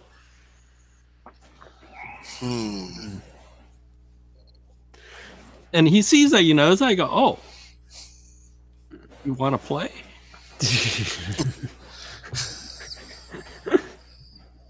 I'd be so tempted to. Comes my turn. Stab. Yeah. I do have really high dexterity. But he says that. Oh, you want to play? No, I'm good. Yeah. Well, there's nothing much. I have to get back to work since my no good boss isn't here. Oh, yeah, it's all the work at this lumberyard. Yeah, is it always just been you two? Yeah. Oh. Like I said, how's your work productivity been since you've healed? Oh, it's like amazing. Like I feel like a new man. Oh, sounds nice. Like I said, any sort of pains or aches or anything since then? No, except for complaints from my wife. Oh, what you got to complain about? Just silly things. Jeez. Doesn't feel like it sounds like he doesn't want to talk about it. Like, yes, women. Am I right? Yeah, why not? Well, I don't want to disturb you too long. I think we should just let you get back to work. Like I said, thanks for having a chat. Drop by the church. It's like a revelation. Oh, I'll bet. You take care of yourself now. Turns on the saw again. Should we maybe investigate the Reverend's office and search his stuff while he's doing his sermon? Yeah, I think at least one or two of us should be at the sermon. The other person should be investigating the office. Yeah. You gotta keep up appearances because I have a feeling that if we start being apparently leaning one way or the other, it's gonna start pissing people in town off. Especially because I'm sure they're gonna hear about the radio station getting burned down. Yeah. So yeah, there's still that other person that was healed. I want to figure out what happened with her. Because with him, we've seen it's basically just giving him like enhanced reflexes and everything, and up to stamina. I'm curious if it's different for each person.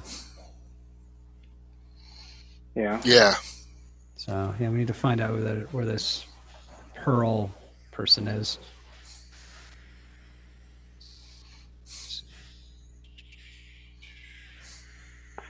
So where do you want to go? You're at 11. Okay, that's location 11.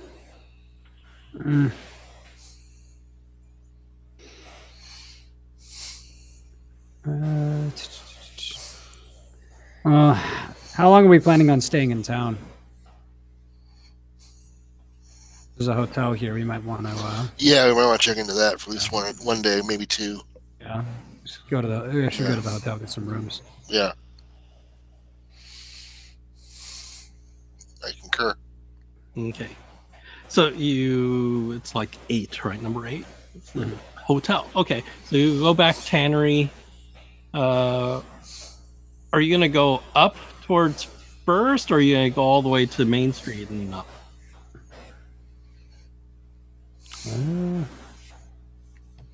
Let's see. We can go. Let's see. Where is it? Yeah, let's go through Main Street. Okay. So as you drive by the front of the church, you guys can do spot hidden.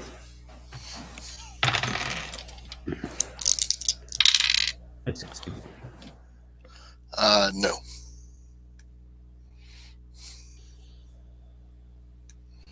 I got a extreme. Oh, extreme. Wow. How about the doctor? It's a regular success. Okay, so the regular. So as you drive by, you see the church, like the front of the church, just blow out in flames. That's not good. So that's what. That's I roll what, spot hidden for that. no, that's the one. If you totally fail, that's what you see. Spot hidden, you think you saw some movement to the left of the church, but with the extreme, the doctor actually sees two people slightly on fire running out of the church as it explodes, and they went down the side of the road into the creek area, like what may be a creek area, right? Like there's Okay. So, like, I think I see some people like who maybe set the fire running off in the other direction. yeah, that's what you think. Yeah, let's go. Let's go. So you didn't hear them screaming or anything. They're like running, and yeah, they with extreme. Yeah. You don't think that they were on fire and then like they're in panic. They're more like get the fuck out of here type of running. Okay, I want to go stealthily. And track they had the people who are they had running away. cloths. They had cloths tied of like handkerchiefs or something tied across their face. All right. Well, yeah, we should probably go figure out. We should probably go find out who they are. Yes, it'd be, on my list of things to do. Yeah. Okay, I'll go. I'm gonna go stealthily track the people who are running away. See who Okay, they- roll who your- they are. Roll your stealth. Okay, 15. If there's an extreme. Okay, so you sneak over. You see at the side of the church there's a small creek. And you see there's clothing on the side of the bank, and there's two people in the water, and they're having sex. Ah! And What? they're laughing. They're having fun. What?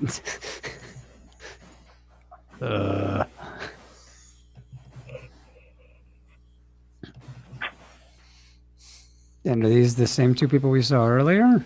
Well, this is Longfeather. He snuck over there to take a look. Okay. Oh, that's me. Yeah.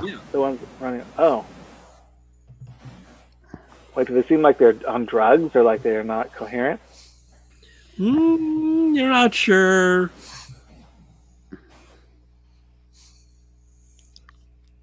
Do a listen roll. I want to investigate their clothes, see if there's any way I can see who they are. Listen, 46. Yeah, made a normal success. Yeah, they're like laughing about how that would show the Reverend and his people and thou show him.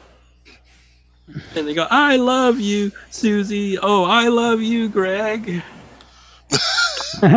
So wait, these people set a incendiary device that blew up the church, was part of it, were partially on fire, ran to a creek, leapt in, and now they're having mad, passionate sex. Yeah. Completely makes sense. That This is a pulp movie. Yes. no, I'm just saying. This is where you get the bushes that hide part of their bodies and Well, I'm just saying that's Fire not reading. normal behavior for mad bombers. Clearly, you haven't met very many mad bombers. Well, I guess the rush, can like, yeah, Bonnie and Clyde, you know. Yeah, there you go. Hey well, those folks, are mad bank robbers, not. I hope everyone's alive still. Yeah. Oh, are you here? Here, I am. roll your luck gain. Oh, sorry, I've been on the sort of run around on. Yeah. Oh, and roll all your advance. Oh no, roll your luck gain first, and then we'll do the sand loss, and then Uh, and then we'll give your sand gain. I'm gonna step away for a second while Matt's Okay, doing this all will that. take, I think, 10 minutes. Sure. All right. So look. Yeah, I had the sort of run around with the government. Sometimes you can give them your number and then they call you back, which is actually better. Yeah, the one place did take my phone number actually, but just in case you get cut off. So I failed my luck because it's only 10. Oh, you failed it? So it's Yeah. 2 die 10 plus 10. What's this for? Gain your luck. Oh, right, okay. 2 die 10 Plus 10. plus 10. So that's 5, 6, 7, 17. So that takes me up to 27. Okay, and then roll a sand check. And I passed it. Oh, roll die 3. Die 3. That's 2. Okay, you lost 2 for seeing the incinerary device go off and wipe out the quarantine area. Oh, wow. But you gain sand. You gain die 4 for killing the lizard guy. Alrighty. 3. Gain die 6 for destroying that gate. 6. Oh, 6. Fucking hell. Whoa. Die 8. 9. These guys actually went and saved as many people as they could. So get a die 8 for saving people. So it's total 16 altogether at the moment. Pretty good. That's it. I think that's maxed me to 99 actually. Oh my god! So at the when you have free time, do your advancement too. So for your other skills. Okie doke. I think there's only a couple. And then bloody hell, quite a few. 6. I don't know how much you need to catch up. They went to New York City. They saw the lizard lady in a room with some scientists, but she escapes through a portal that was not in that room before. Right. And a portal closed behind her. And then the head of research sent you guys on to Oklahoma to look up a some sort of yig cult. Mm. And they went to Oklahoma City, burned down a radio station, and then they've gone to Bingham, which is where they are now. Right. And they went to a bar, talked to some people, went to a lumber mill, talked to some people, went back by a church, and then just saw it explode out into fire. Right. And they found the 2 people who set the place on fire having sex in the brook behind the church. Right. Okay. So I've missed all the raunchy stuff. So that's where we are. Right. And I passed my spot hidden. So, and while this is going on, you're back here. You do hear people coming towards the church. Right. Got firebombed. Right. So and I'm back. My brawl and my shotgun skill went up, and that was it. Okay. So what do you want to do? You see, so Longfeather sees this. I guess he can come back and tell you guys, or I think he was going to look at somebody was going to look at their clothes. I can't remember. I just know he was going to go scout out and find. Dr. Ashstein was going to do it, but he's not there yet. So, but I don't know what Longfeather wants to do. Yeah, I was going to search through their clothes. Oh, okay. So basically, you have a wallet. It says Gregory Shaw. I don't think there's a purse. It's just regular clothing. And it looks like the clothing just got a little bit singed. It wasn't like they were in the full blast. And there's like they had handkerchiefs or something that they had tied across their face and hair so they wouldn't get singed. But you do smell a little bit of gasoline on their stuff.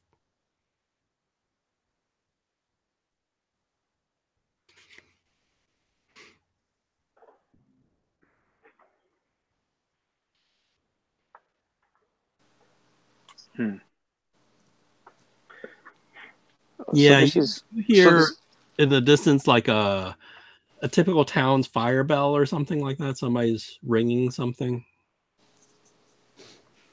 in the distance. It's just so, they're so poor. There's some guys just saying clang, clang, clang, clang. Yeah. You hear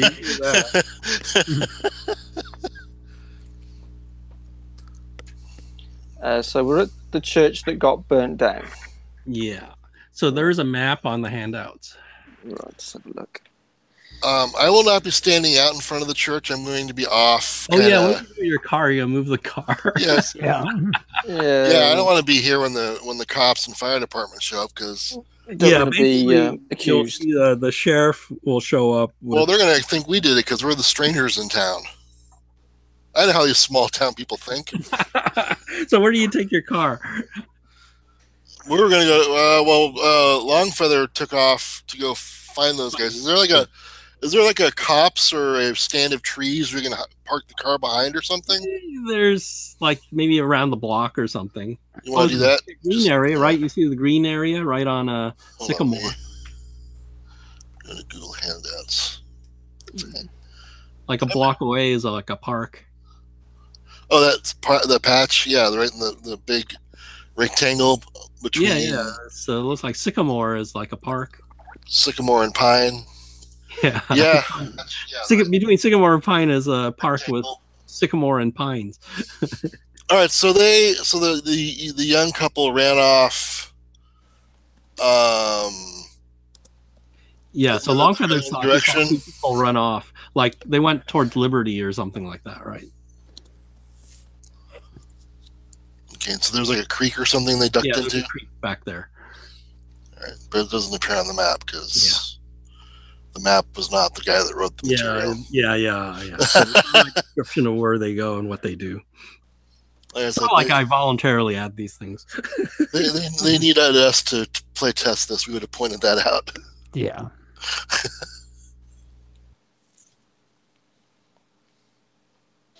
And then they probably would have ignored when it. you park over Sycamore and Pine, you see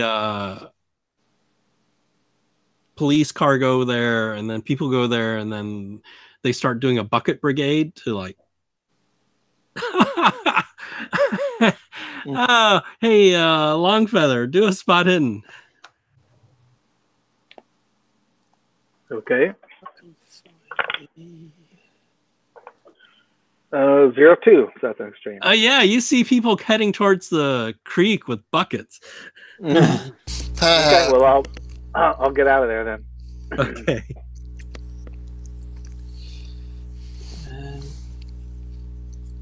So why was the actually church... could I join in, like make myself part of the bucket brigade and then try to could, if you want, go in and search the church? Yeah, and then I'll try to go in and like see if I can search the church and see if I can find no, the place is on fire. Like somebody poured gas. It's totally. It's like oh geez. You don't want to go in there. Okay. So I take it the suspects are the two people that were having sex. Yeah. Yeah, basically. I'm thinking just off the top of my head, either it's townsfolk that are angry at the minister for superstitious reasons, or it's the other faction of snake people that, because one faction is kind of moderate now and they are coexisting with humanity, and the other faction wants to wipe everybody out and rule the planet with, was it Desothrolga or whatever? So, Longfeather, you're going to help him? Yeah, I'm going to help. Okay. You're helping. There's people there, and you actually see the sheriff there. He's helping, of course. And you see somebody maybe late 30s. And he's wearing a reverend's clothing, right? And he's helping, too. Okay. I'll keep an eye on him. And then after a while, he sees you go, "Oh, you're new in town." I am. Oh, you're such a helpful person. Too bad my ministry is somebody burned it down to the ground here, but Otherwise, I invite you to prayers, but we'll have to find a new place temporarily. What a terrible thing. Why would someone do that? I have no idea. This is horrible, horrible.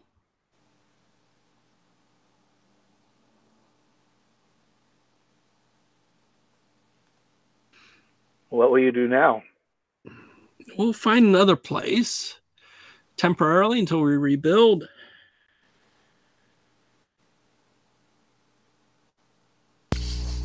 So I'm going to walk back over to where the church is, just to be part of the crowd of gawkers and just see what's going on. And yeah, there's a fire. There's several people doing a bucket brigade, getting water from the creek. And do I see Longfeather and the Yeah, he's there talking to the Reverend. It's obvious it's the Reverend with the collar. Right. I walk up, totally, I am innocent. I saw nothing before this on my face. And okay. So, hey, what happened? I don't know. The Reverend goes, some miscreant must have done this. Somebody who doesn't like the word of God. Well, that's crazy. Here, brother, help with a bucket. I'll help with the bucket. So eventually, most of the church burns down, but they do put out the fire. And the Reverend goes, "Oh, this is just so upsetting, but for strangers, just to help out, I think you are very good people. Let me invite you to my house. Invite you to my house, and you're new in town. I can invite you to the house for dinner. That's the least I could do." Well, thank you for that. Very kind of you. I offer my hand and I shake it. Does he feel warm, or is he clammy, or no? So the difference that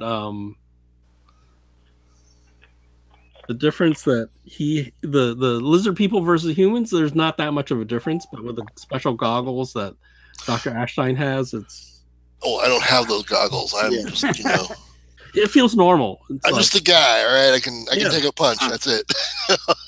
And since your body temperature is already lowered, it feels normal to you anyway. All right, it's great. Now I'm part lizard person too. Nice, thanks. Freaking out here, man. Someone talk me down.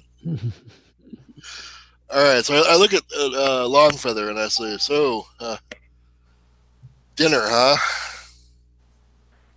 Yeah, I think maybe we can learn something. All right. We're parked over by the park, by the way. He gives you the location. I actually don't have the GM map up, but his house is somewhere on the map. So it is somewhere. You assure us it's somewhere in town. Okay. He lives out. In Carcosa. It's in Carcosa, 28. You have to drink the space. You have to drink the space mead to get there. So here, drink this. Wah! He's in a van down by the river. So he'll take you to his place, and he goes, "Oh, he thanks you guys profusely." You are welcome, sir. I'm glad we could have helped. I'm sorry that we couldn't do more than just intolerance. But the word of God will make everybody more. So you see him, the other characters, you see him go off with two of your other compatriots. I'll take it. You tried to track which way they went, or tried to kind of. You can try follow him if you want. Are we going to this guy's house now, though? I didn't realize we were leaving with him yet. I'm like, wait a second. Wait, no, I'm sorry. Well, you can either leave with him, or you say, "Well, meet you later for dinner," right? Yes, that's. I assume that was. That's fine. We'll meet you later for dinner. I say. Oh yeah, he says he gives you the address. And I said, "Don't be surprised if we bring a few more mouths." Oh, you have friends. Yes. That's fine. That's wonderful. So maybe we can use our tracker and see if we can find which way they've gone, or we might find them hiding somewhere else. You never know. Yeah. If they hadn't finished, they might, they may have like carried on elsewhere. You mean the young couple? Yeah. Oh, okay. I found his house. It's Fosse and Beat. No, not Ah. Fosse. Scarborough and. Oh, there's no street name on that. Well, I see Scarborough. It's up. It's not Yeah, it's on Scarborough, and it's that corner, like Scarborough Beat and. whatever name they forgot to put in. Yeah, it's Scarborough and whatever that. It's like the end of Scarborough, the word. So it's that one street there. Yes. All right. That's where his house is. Cool. So it's only like 1, 2, 3, 4, 5 blocks. Yeah, but I think we're gonna regroup with the Sure. rest of everybody and. Yeah, because now it's only like about, I think, near noon. So. All right. So I lead Longfeather back to our car where it's parked and should have a little powwow. Figure out what's going to happen next. I'll let everyone know I saw the young couple. Oh, they seemed like they were out of it. Turned on by fire, huh? We're compelled to do this. Arson makes me horny. Oh, sorry. So they seemed kind of unusually randy in the river, and it was did they take off or are they still? They probably left once the bucket people showed up and said, "What the hell?" But you got the ID. You got the name off the ID, right? Got Gregory Shaw off of the mail. Didn't have an address, huh? There's probably an address. Yeah. Yeah, it's a local. What are the chances that Longfeather can remember the address? Is there an idea roll or? No, that's fine. Let me look up. Because we got invited to dinner at the Reverend's house. 15. So we're all invited. Oh, so between Beat and Brown, in the upper left corner is the Shaw address. It's probably something Brown, right? Oh, so it's only a few blocks away from where the minister is then. Yeah, it's about 4 blocks, 3-4 blocks. So that's where the Shaw address is. Wow, this is one of those towns where everybody knows everybody, huh? Yeah. Exactly. That's not going to be hard. I mean, so do we want to go to the hotel and get a base of operations set up, or do we want to go find this kid? This was a George? I mean, he's probably not likely to just tell us what his motivation is. Well, no, but we're going to, be waiting for him and see if he comes back home and then, pounce on him and say, hey, we saw what you did. Yeah. Yeah, basically. Just leave cryptic notes on his door. We know what you did, and have him have a nervous breakdown or something. So what do you want to do? Where do you want to go? Well, I mean, we got a lot of time to kill before the dinner time, so. Yeah. I mean, is it worth having seeing if we can track the direction that they went in and have a look? No, I think so. Since we have the time. Yeah. So where do you want to go? See if we can track where the sort of young couple may have run Oh, into. you want to go back there and then do a tracking? Have Longfeather do a tracking? Yeah. Mm. Well, I mean, worst case scenario, we know where the kid's going to go at some point because his home is there on Beat Street. Where's it, Brown? Beat? Right? Yeah. Anyway. So, I mean, even if we don't succeed in following them all the way, we got that as a backup. Longfeather, do a tracking. Okay. 16. So that is hard success. Okay, so you go back to the riverbank or brook bank. They've taken their clothes back, and you can follow their trail.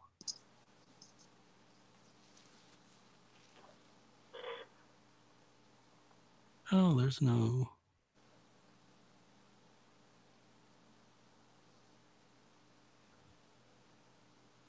Oh, okay. Yeah, you follow their trail. They're heading north, and then they go east down First Street, and then they go up Main, and they went to the Deer Head Saloon.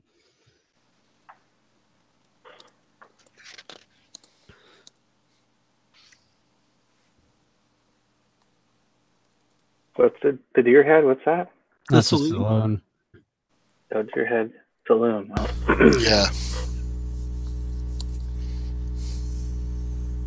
Could be worth checking that out. That's where we started off at, I thought. Yeah, you did. That's where we met, what's his name, from the lumberyard. He was in his cups.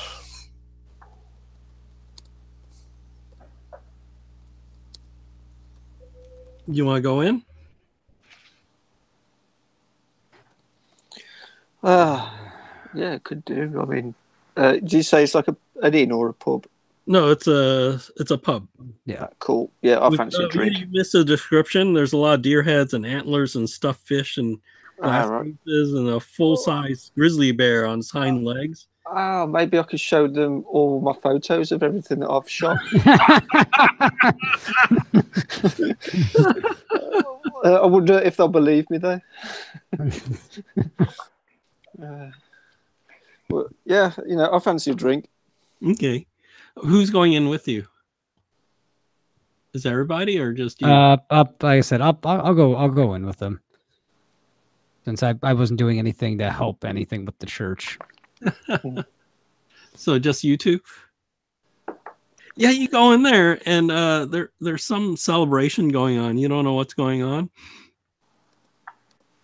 And as you come in, then suddenly they quiet down, they look at you. I'll sort of give everyone, a friendly nod and sort of tip my hat. Okay. You go up to the bar? Oh, yes. Okay, so there's the bartender, and he goes, "What can I do for you?" What have you got on draft at the moment? What guest beers? Yeah, he lists the beers. Cool. And I'll turn to Arthur and ask him what he wants, and I'll get us around.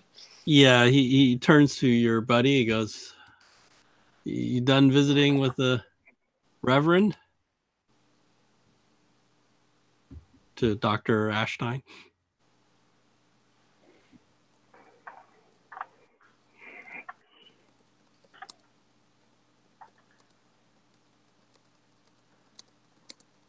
I think he's muted.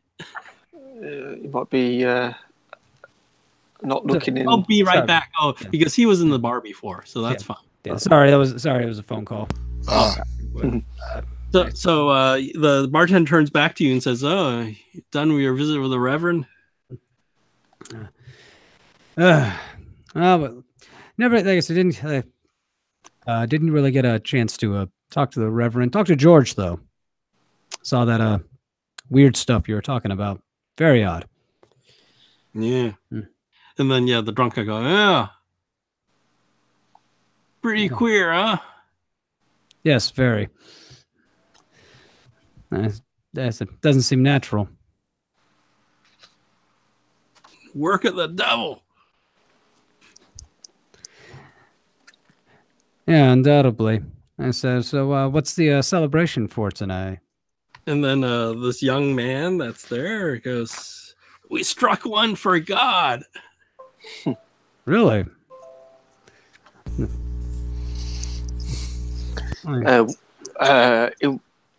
In what way do you mean you struck one for God?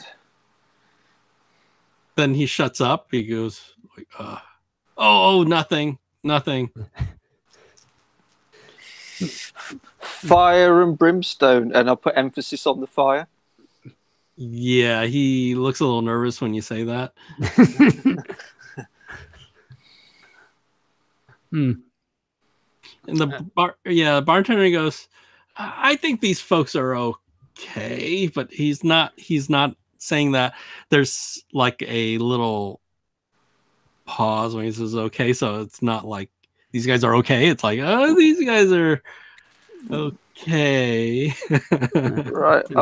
One thing I want to see if I can pull this off. Right. I offered this guy who's talking to us a drink. I take it. Do you say that it was a drunk guy talking to us, or the barman? There's a drunk guy too. There's two guys there's four people. Right. There's a bartender. There's a drunk old guy with his head on the bar, right, who spoke to Arthur, and then there's the couple, a younger couple, a girl and a guy. They're probably in their like early 20s to early to mid 20s. Right. Here's my idea. See if I can lure him away to a table. The drunk guy, or I'll buy him a drink, lure him to a table, and see if I can use the mesmo stare on him. Oh, okay. That should be easy. But go ahead, roll your. If you buy him a drink, he definitely will head over to the table. Yeah, I'll. We'll head over to a table. What do you want to do? Your mesmo stare. What do you want to do to him? I'll do my motions. I'll just sort of look into his eyes and just start talking to him, and do these kind of motions with my hands as I'm talking to him. And then what do you want to do to him? Then ask him some questions, basically. Okay. Because he seems a bit reluctant to tell us what's going on. So, passed. I got what did I get on that? I got a hard success. Okay. So, yeah. Obviously, Arthur will be with us as well. Because so what do you want? I'll just ask him, what did you mean about what you said at the bar regarding you struck one for God? No, that was the younger guy. Was it? Okay, I'll ask him what that guy meant then. Oh, well, I don't know if I should tell you, but you look all trusting and stuff. He said he set the church on fire. Who said they set the church on fire? George over there. George and Sarah. George and Sarah. And do you know why they set it on fire? Because that's not a church of God. It's some serpent demon worshipping church. Okay. And who is the leader of this church? That reverend, that good for nothing Reverend Cornfield. Right. Is he dangerous? Of course he is. He's the devil's man. He talks about serpents. You know who the serpent is? The serpent is a devil.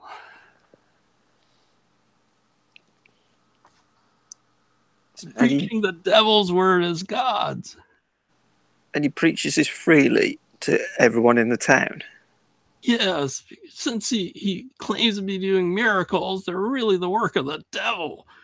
And he doesn't call God God. He calls it our Lord Yig, some sort of Jewish God thing. Can I do a Cthulhu Mythos roll to see if I've heard the word for Yig? Yeah. I failed. Okay. You can do a cult. Occult. My occult's pretty high, actually. Yeah. I've got 62 in that. Oh, 24. Yeah, you think he's confused Yig with Yahweh? Right. Okay.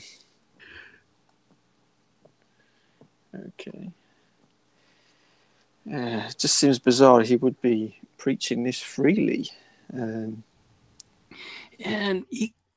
more people come into town. I don't know where they come from.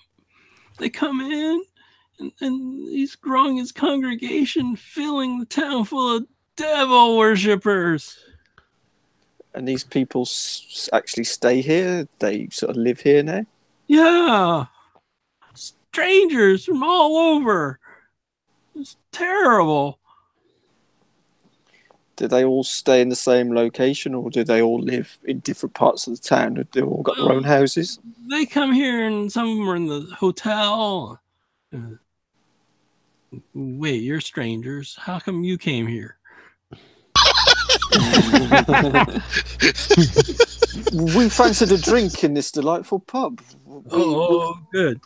We have no need for religion. All you have no need for religion? Uh-oh. What kind of man are you? All praise the beer, and I hold my glass up to him. Oh, beer! More beer! Oh, nice save. Nice save. Has Arthur got anything he can think of he might need to ask? And okay, okay. But like I said, we heard stories about this preacher going out into the desert and coming back. And does anyone know where he went when he went out there? Oh, he hasn't told me. He must know. He must. It's a crazy story. I think it was a trick of the devil. He probably just went home and stayed there for a month. Okay, and then I'm gonna I'll ask about, you said something about a Pearl Schoenbaum. You said she was healed? Oh, Pearl. Oh, she's married to Bill, a blacksmith. Yeah, that's Pearl. And psoriasis, they call it psoriasis. Since she was a little youngin', but he healed her of it. Yeah, and like I said, you said some strange stuff was going on with George. What about her? Well, after he healed her, she looked mighty young for 54. And we don't see much of her after he healed her. Like, she shut up in their house all the time. Does she keep getting regular visits for the Reverend? I don't know, but we hear her. She's shut up in her house. So no one's seen her in a while. No. And like I said, and is everyone in this bar, everyone who's sided up against the devil in town? Well, us God-fearing people, we come here to meet and pray. We can't pray in that devil-worshipping church over there, which is now burned to the ground. But we pray here instead of over there. But once in a while, strangers like you come here. We see them. But you seem like good people. Those God-fearing people, we're not afraid of drink, but they seem to. They don't come here no more once they signed up with that Jewish God. Ashstein's kind of face palming a little bit right now.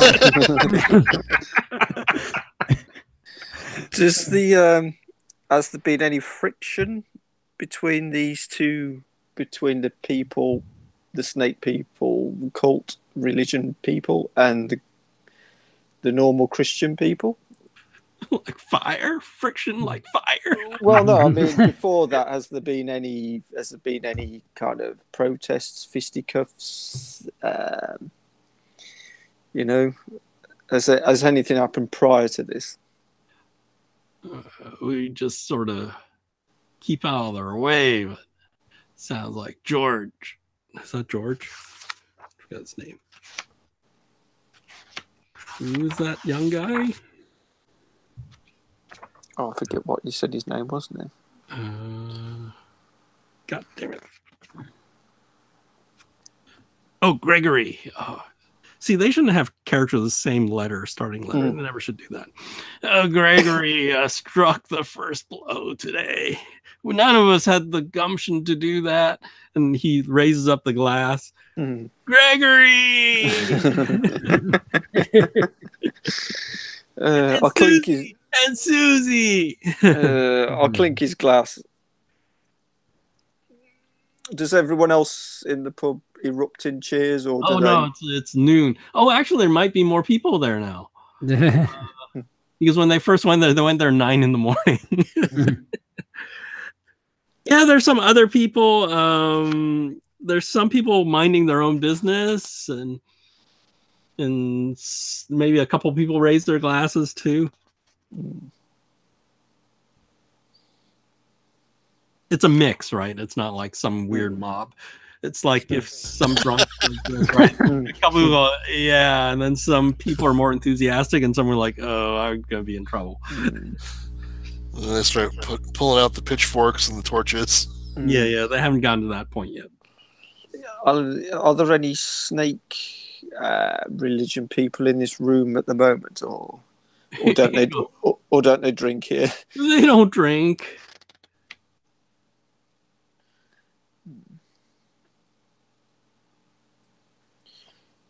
Is there anything else that you can tell us about this reverend? Has he got any... does he have any certain people that frequent his, not just congregation, but any... Have you noticed anyone out of the ordinary that's been going to visit him, perhaps?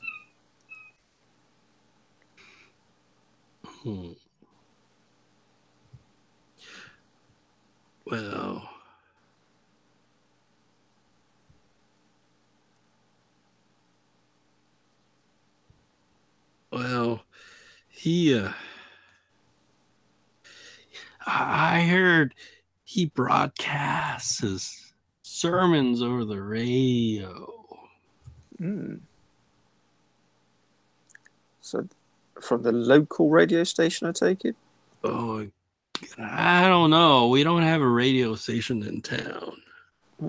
That's bizarre then. Oh, sometimes I hear he takes a handful of his followers out to the desert. Do you know whereabouts? No. Or no? Is there any particular days that he does this? Is it? No, but I heard some people saw him. They saw him with a sheriff and old Harry go out there with him. Okay. He's in on this. You can't trust the law. That's why Gregory there took the law in his own hands. So you say the sheriff and who goes out with him? Old Harry. Old Harry. Okay. You know, old Harry Matheson is a caretaker. Caretaker of the church? Oh, whoops, I made a mistake. He's a... Oh, no. He's a barber. He's a barber. Oh, he's a barber. He works at Kunkel's barber shop. He was almost blind, milky-eyed. Reverend Cornfield healed his eyes. Now he's one of their faithful. Do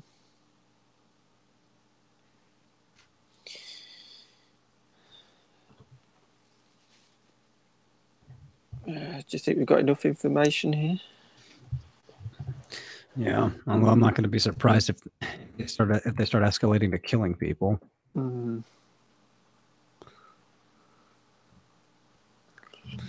Do any of these people come back from the desert? Yeah, they do.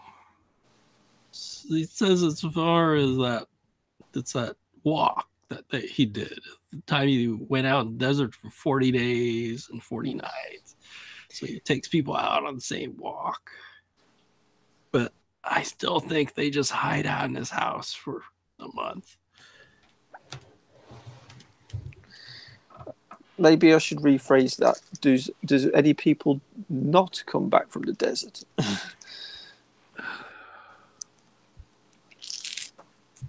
Oh.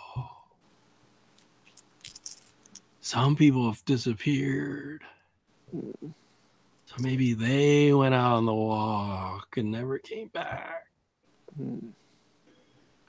Oh. Yeah, I look at Arthur and yeah. Yeah, and Arthur's gonna go. He's gonna give the notion that they should probably leave and go regroup. Yeah, I'll unhypnotize him and I'll leave like some money in front of him just to buy himself a drink again. Sure. You should have made it so every time he hears the word whiskey, he clucks like a chicken.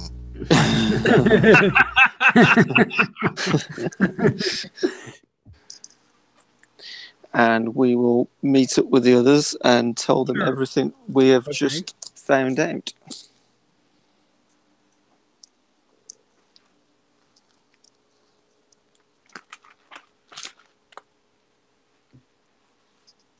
Where do you want to go to next?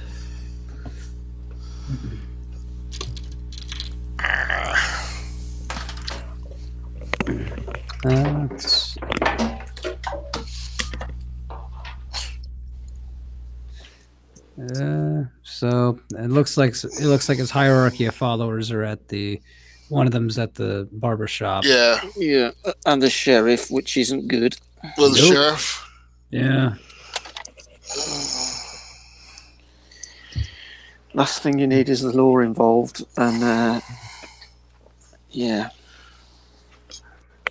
Yeah, but I have a feeling that whatever the answer to some of this stuff's going to be, it's going to be out in the desert somewhere. So do we need to go to his house and snoop around for dinner and see if we can find out? Yeah, because I also am convinced he has some sort of recording device and he has some sort of recording device and some book with Nicole in it or something that I want gotten rid of.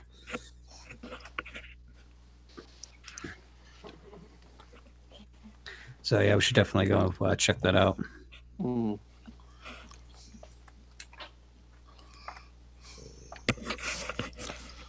right. So what time of day is it about now? It's probably you spent 2 hours in the bar, so maybe 2 p.m. All right. So we want to swing by the hotel and kind of get rooms, or be careful in the hotel though, because we know some of them stay there. Yeah. So we'll just have to try and keep a low profile in what we're talking about. And yep. Yeah.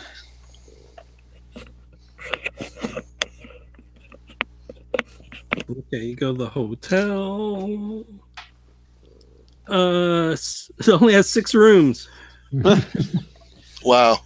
It's run by Delbert and Rosemary Adams. It has full of little figurines and stuff.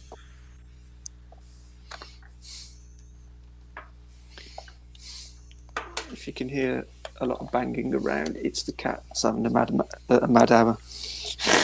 Oh, they're having a little freak out? Yeah, sort of running around like mad. Yeah, I have one on my lap. I have to keep him warm right now. Maya's actually off on the couch. Usually she's curled with me, but apparently I upset her. Yeah, this is literally the only time of year they want to be near these. Yeah, so there's a husband and wife team that runs the hotel. They have 6 rooms. They do have rooms for you. There are a couple of people. You notice, like, they have the keys hanging up there, and like maybe two or three of the keys are missing. All right, so you get 2 rooms or one room, and just cram it in. We haven't seen any of these other strangers that are in town. They did say some of them stay at the hotel, but not sure if it's only when they come into town for a sermon and then leave, or if they're actually residing here for a longer stay. Yeah, so Rosemary looks like she wears the pants of the family. Delbert is smoking a pipe on the veranda. And Rosemary asks, how many rooms and how long? And she lists some price that's very reasonable. No, 1930s, it's like, I don't know, like $1 a day or something like that. Something reasonable, very reasonable. I don't know, should we get a couple of rooms? Yeah. Yeah, a couple rooms, couple of nights. Okay.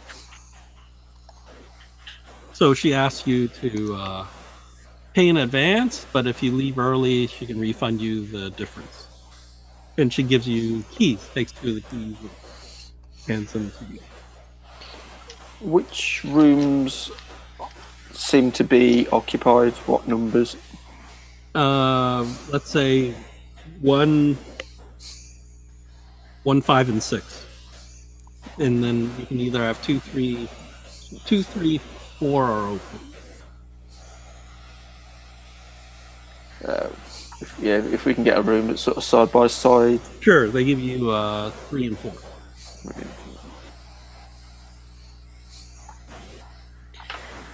We can whisper through the walls.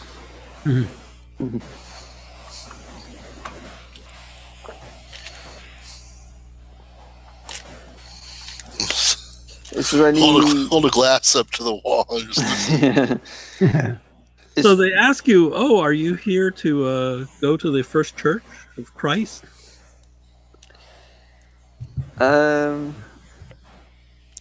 We just drove past it on the way into town, and unfortunately, somebody looks like it's had a fire. What? She goes, what? A fire? Yeah. Oh, I hope it's not serious. Some of my friends here helped actually put it out. Thank you very much. well, I mean, it's still burned down, but it's not. I'm sorry. Delbert and I have been regular attendees for the longest time.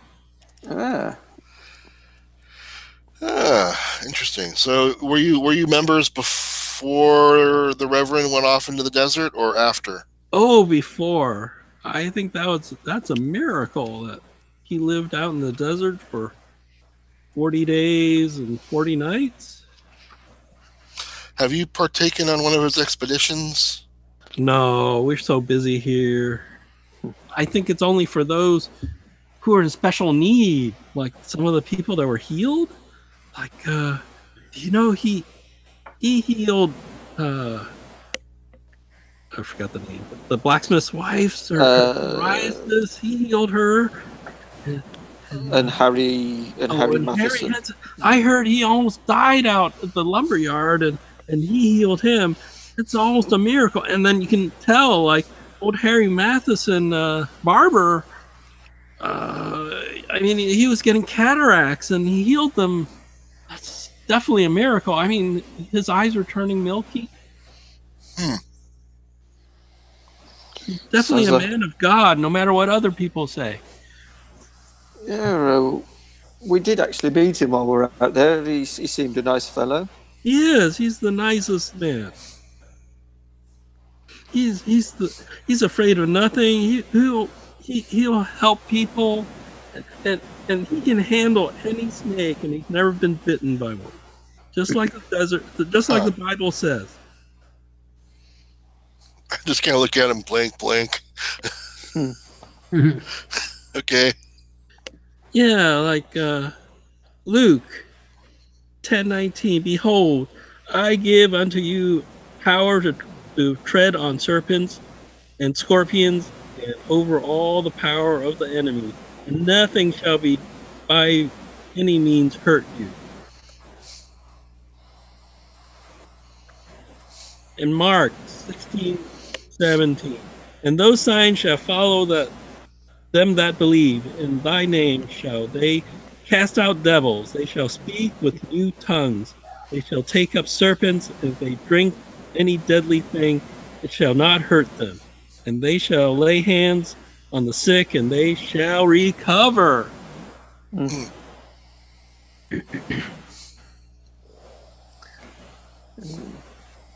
I think the Reverend is blessed.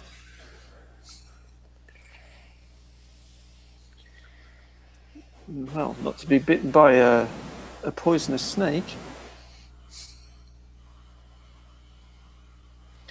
It's just a miracle to have our little Bingham town have the Reverend here who I'm certain he'll become a saint.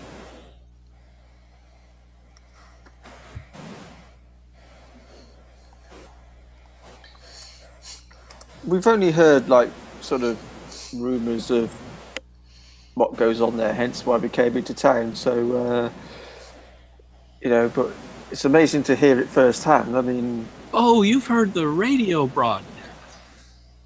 We've heard about that too, but we haven't found out what channel. Can you give us the frequency? KFOC. But the other people here too have heard the broadcast and have come. The other guests. I mean, we've never been so busy at our end.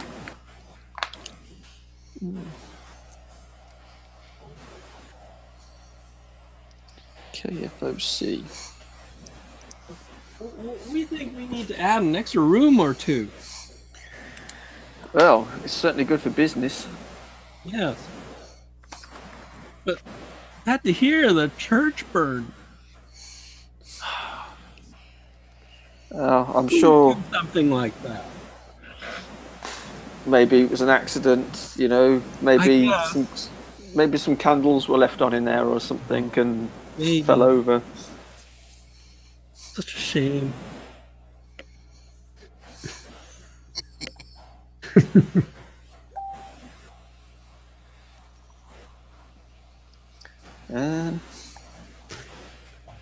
What kind of sermons does he preach? From the Bible.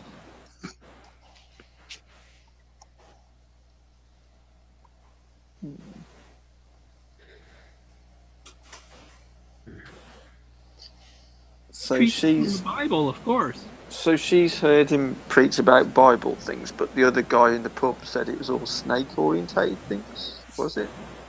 Yeah, you heard him say it was like snake stuff. But now you hear he does snake handling, right? So.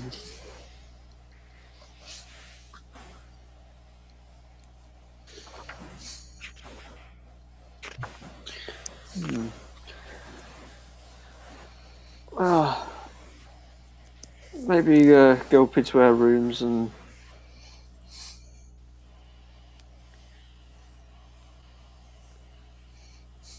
work out the next move. Perhaps. Yeah. Sounds good. Actually, I'll ask them. Is there a radio in our room, or is there one that we can borrow? Yeah, they have a radio. Maybe it's in the parlor, like in the main area. They share it. Right. Be interested. Oh, but you missed. You guys burned down the radio station. Yep. Oh, right. Okay. It's already been taken care of. Right. Cool. Somehow that mysteriously burned down too. There's some kind of pyro in town. There's some sort of pyro stuff going on. Could it be connected? I don't know. Oh, strangers. Maybe. Active God. Maybe somebody took down a license plate.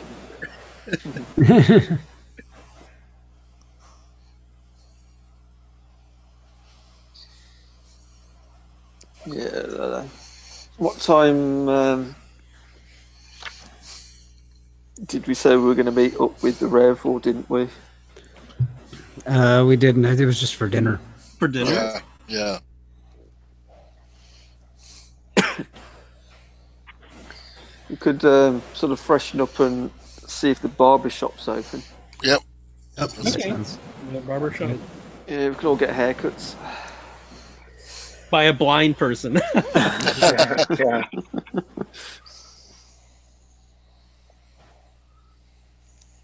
Oh, so he basically he does the sweeping and maintenance of the place. So there is a barber there, a Ralph Kunzel. There is a barber. Does anyone need a haircut? Oh, I could probably do with a haircut. Yeah, so the place is called Kunzel's Barber Shop, and there's a guy called Kunzel there. Hmm. If there's a cafe over the road or something, can sit in there whilst he does his thing. No, 12. This is like middle America. There's no such thing as like a coffee shop. If there is, it's a donut shop that serves coffee too. It's not like a European cafe Yeah. type of thing. Is that by the barbers?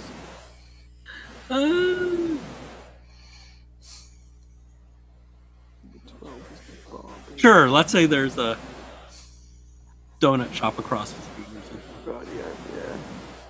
If you need anything, just bang in the window.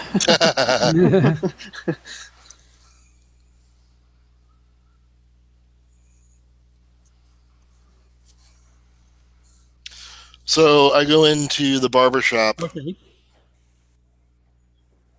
and do I see the old man in question? Yeah, there's two guys there. There's a guy sweeping. There's a younger man who definitely is a barber. All right, so I walk in. I say, hey, do you have time for a walk-in appointment? Oh, definitely. The appointment? This is a barber shop. Okay. But yes, I take a seat. Oh yeah, when you go in, there's that bell over the door. Yeah. And this guy who's in his early 30s asks you to take a seat. Right, it's a barber chair, and he shakes out the apron and then puts it around your neck. And he starts cutting your hair. In the seat next to you is an older man, graying hair, sleeping in the other chair. His shirt is unbuttoned. His belt is loosened, and he has a very big belly, like a big beer belly.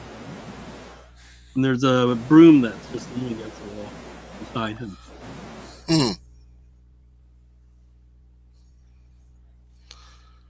I asked the bartender, so what's this guy's story? Oh, Taking a break?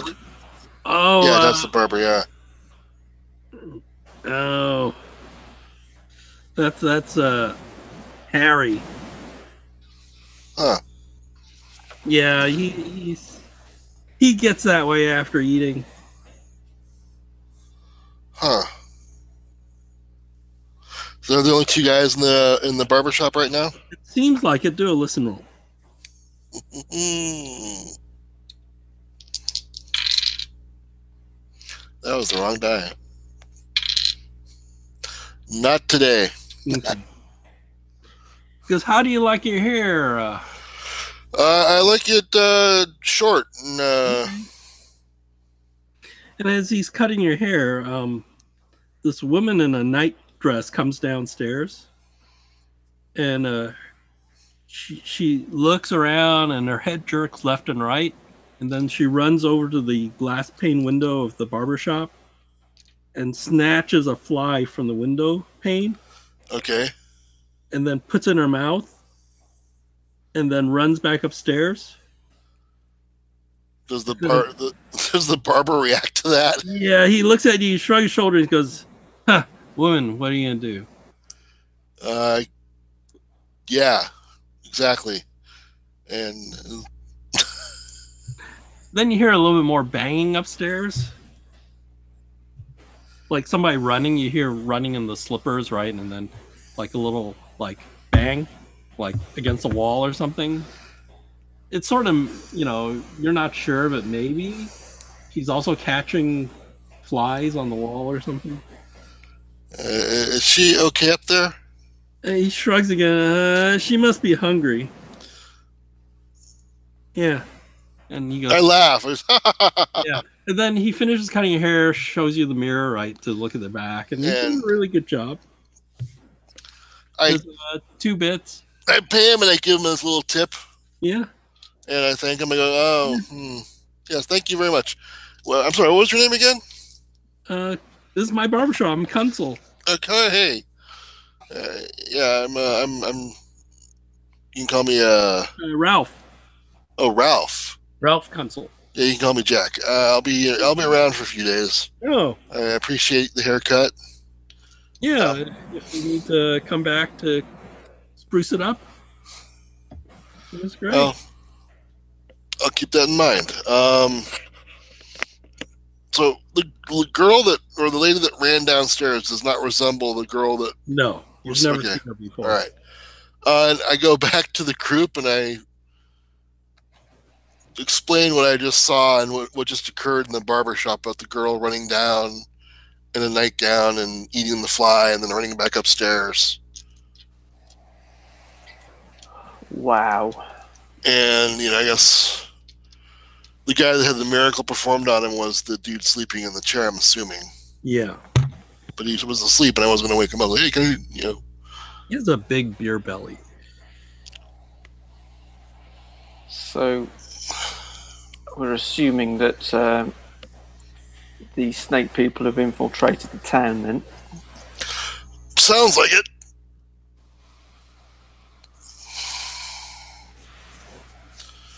Yeah. From the information we had at headquarters in New York, it looks like that they are the ultimate end goal for one faction is to create a hybrid group of human and snake people.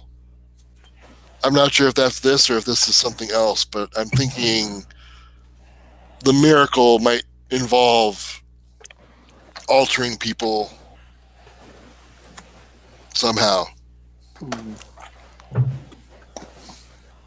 Well, they may have made another potion or something like they did with the thing that killed people off.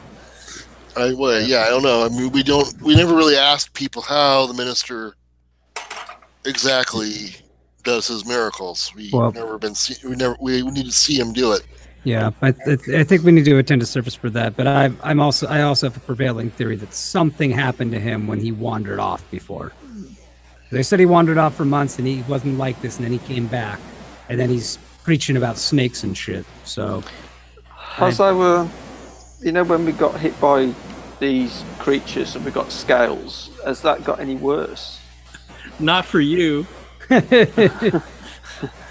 Yeah, my they live specs are just showing you everyone trying to get the snakes more and more.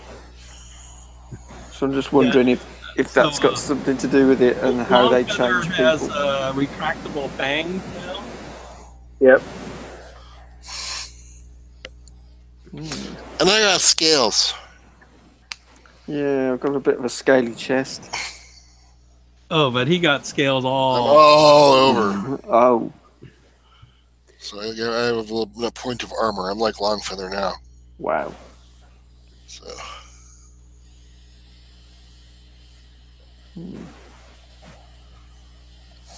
So that's obviously one way that they change people. Yeah, I think there's some sort of magic involved at this one. How are our minds adjusting to this? They're not changing in any way. We're not having weird kind of anti-human thoughts or any of that kind of thing. Not at all. You seem like you, right? You've looked at everybody else's behavior. They don't seem different. Mm-hmm. That you know of. And no one in the group's eating flies, are they? No. Though Longfeather, if he's shown you his retractable fang,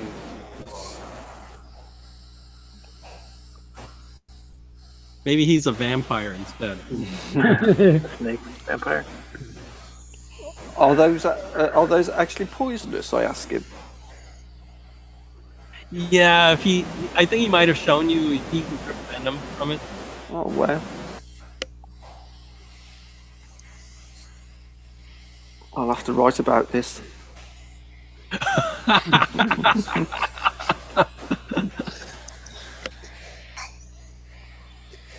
This will go great in my tell-all book.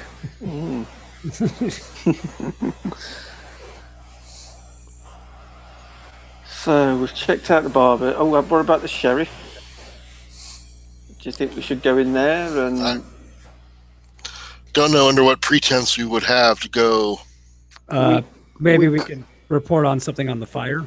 Yeah, I was just going to say, you could just go in and say we were driving past and we saw the fire. We just thought we'd come in to say we witnessed the fire and we helped put it out. And if there's anything that you might need to, make it look like we're trying to do him a favour, basically. Yeah. So get on the good side. Mm-hmm. Yeah, maybe offer to do a personal investigation into what's going on. Anything we can do to help, sort of thing.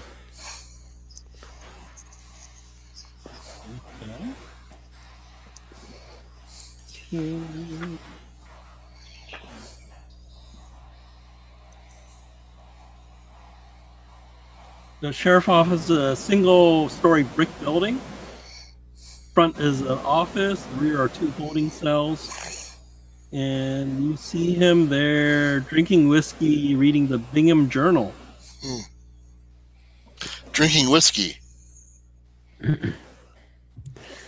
I think Prohibition was over by then, wasn't it? Yeah. Yeah, Well, but also, No, but this is the sheriff, right? yeah, Yeah, but as far as I know, no member of the church drinks whiskey. drinks alcohol, according to the guy in the bar. But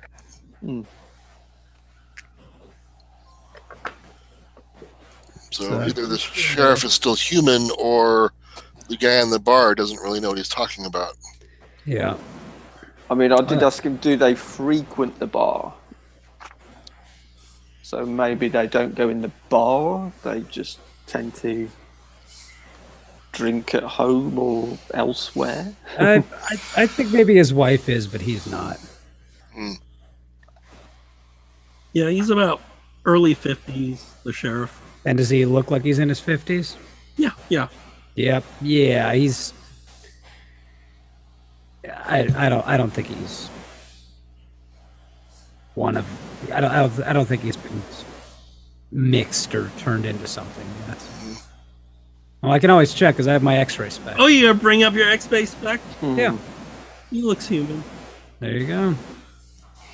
Oh, and then also if you did it at the hotel, the 2 people that run the hotel.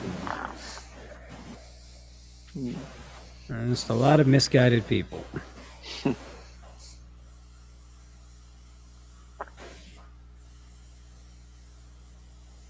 We don't know about the Reverend himself, though, yet.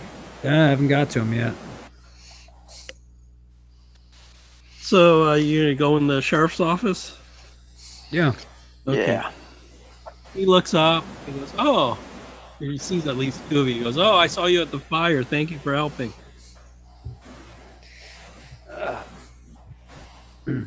He also has a pot belly, and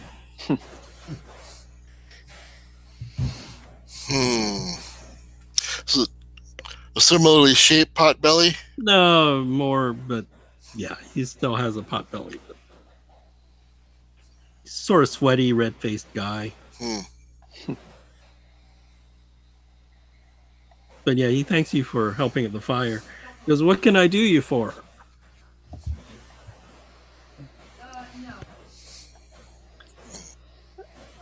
Just wondered if you had any leads on the culprit. The fire? No. Do you see anything? We just happened to be driving in the area and we noticed the smoke. And as we got closer, we just saw the place on fire. Yeah. You guys are new in town. Are you staying here long? I kind of sort of look to the others at this point. I go a couple days. Oh. What brings you here to Bingham? I'm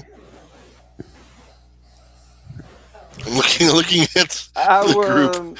I'm like, our friend here, like Longfellow, he's a Native American, and he says there's some really good Native American trails and sites to see around here, and we were going to take in a few of those as we were passing through. Oh, good. Didn't know about that. I don't have to do a lot of fast talk for that or anything, do I? No. Good. Well, you know, say we're here to rob banks or set churches on fire. I think it's. Yeah, no, I think our burning quote has been met.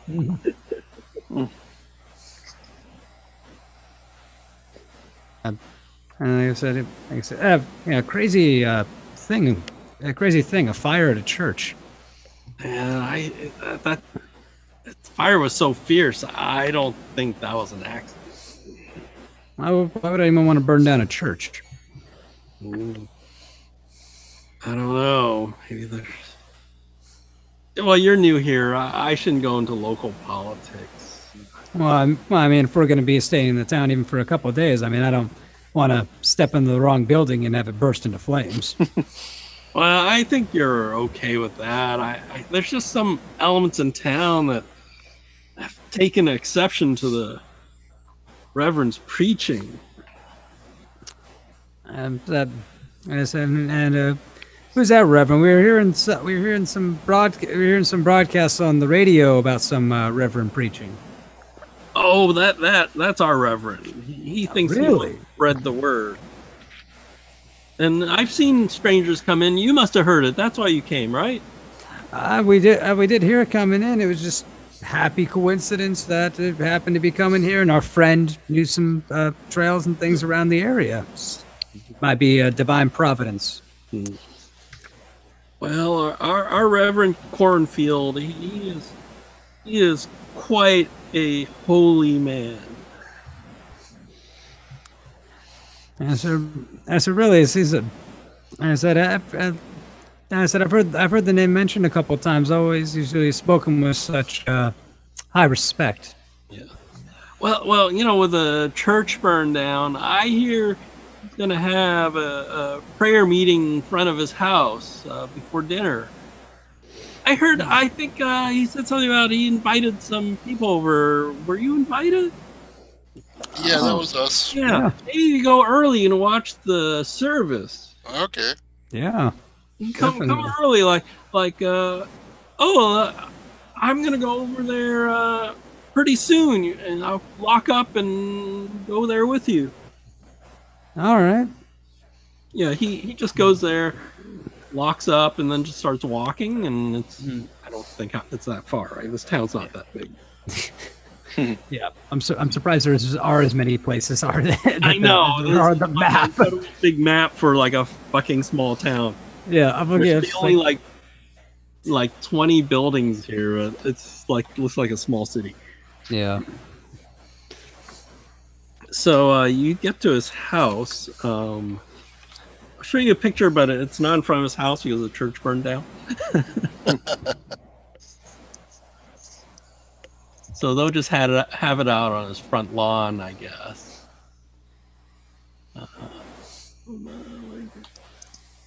Oh yeah. Get a load of that. What? Oh, what? A snake charmer. So that is literally the exact image I had in my head when I heard it coming. So instead of the church, it's like his house, right? And he does preaching about God and serpents and our Lord Yig. Oh, can I take a good look at him with my specs? Sure. He looks a little cold, but not really cold. And he pulls out a crate full of snakes and rattlers and a whole bunch of stuff. He pulls them out and they don't bite him. and everybody goes, "Praise Yig, Lord Yig!" and then there's some people like breathing on the ground, and they're speaking in tongues. But if you roll your nakal, That's what I was gonna say. Right. Regular success. Oh, I failed. 92. okay. So if you make it, you might as well mark it for going up, and they're actually not speaking in tongues; they're speaking nakal, praising Yig in nakal. Okay. And he's just speaking English, right? Yeah. Okay. Let's see if I can figure out which.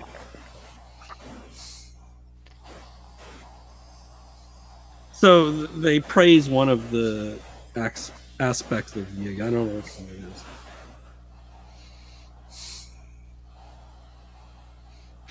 And then, maybe this might be a good. It's not a great cliffhanger. He sees you and offers you to handle the serpent. Dun dun dun. So maybe that. Do you think that's a good? Yeah. Yes. So he brings him out. He goes, "Oh, friends!" And then he offers you to handle the serpents. What role's that going to be on when we need to do it? I'm not going to tell you, but you will get more luck before then. Yeah. Good, because I've only got 27. Yeah, you're in the same boat.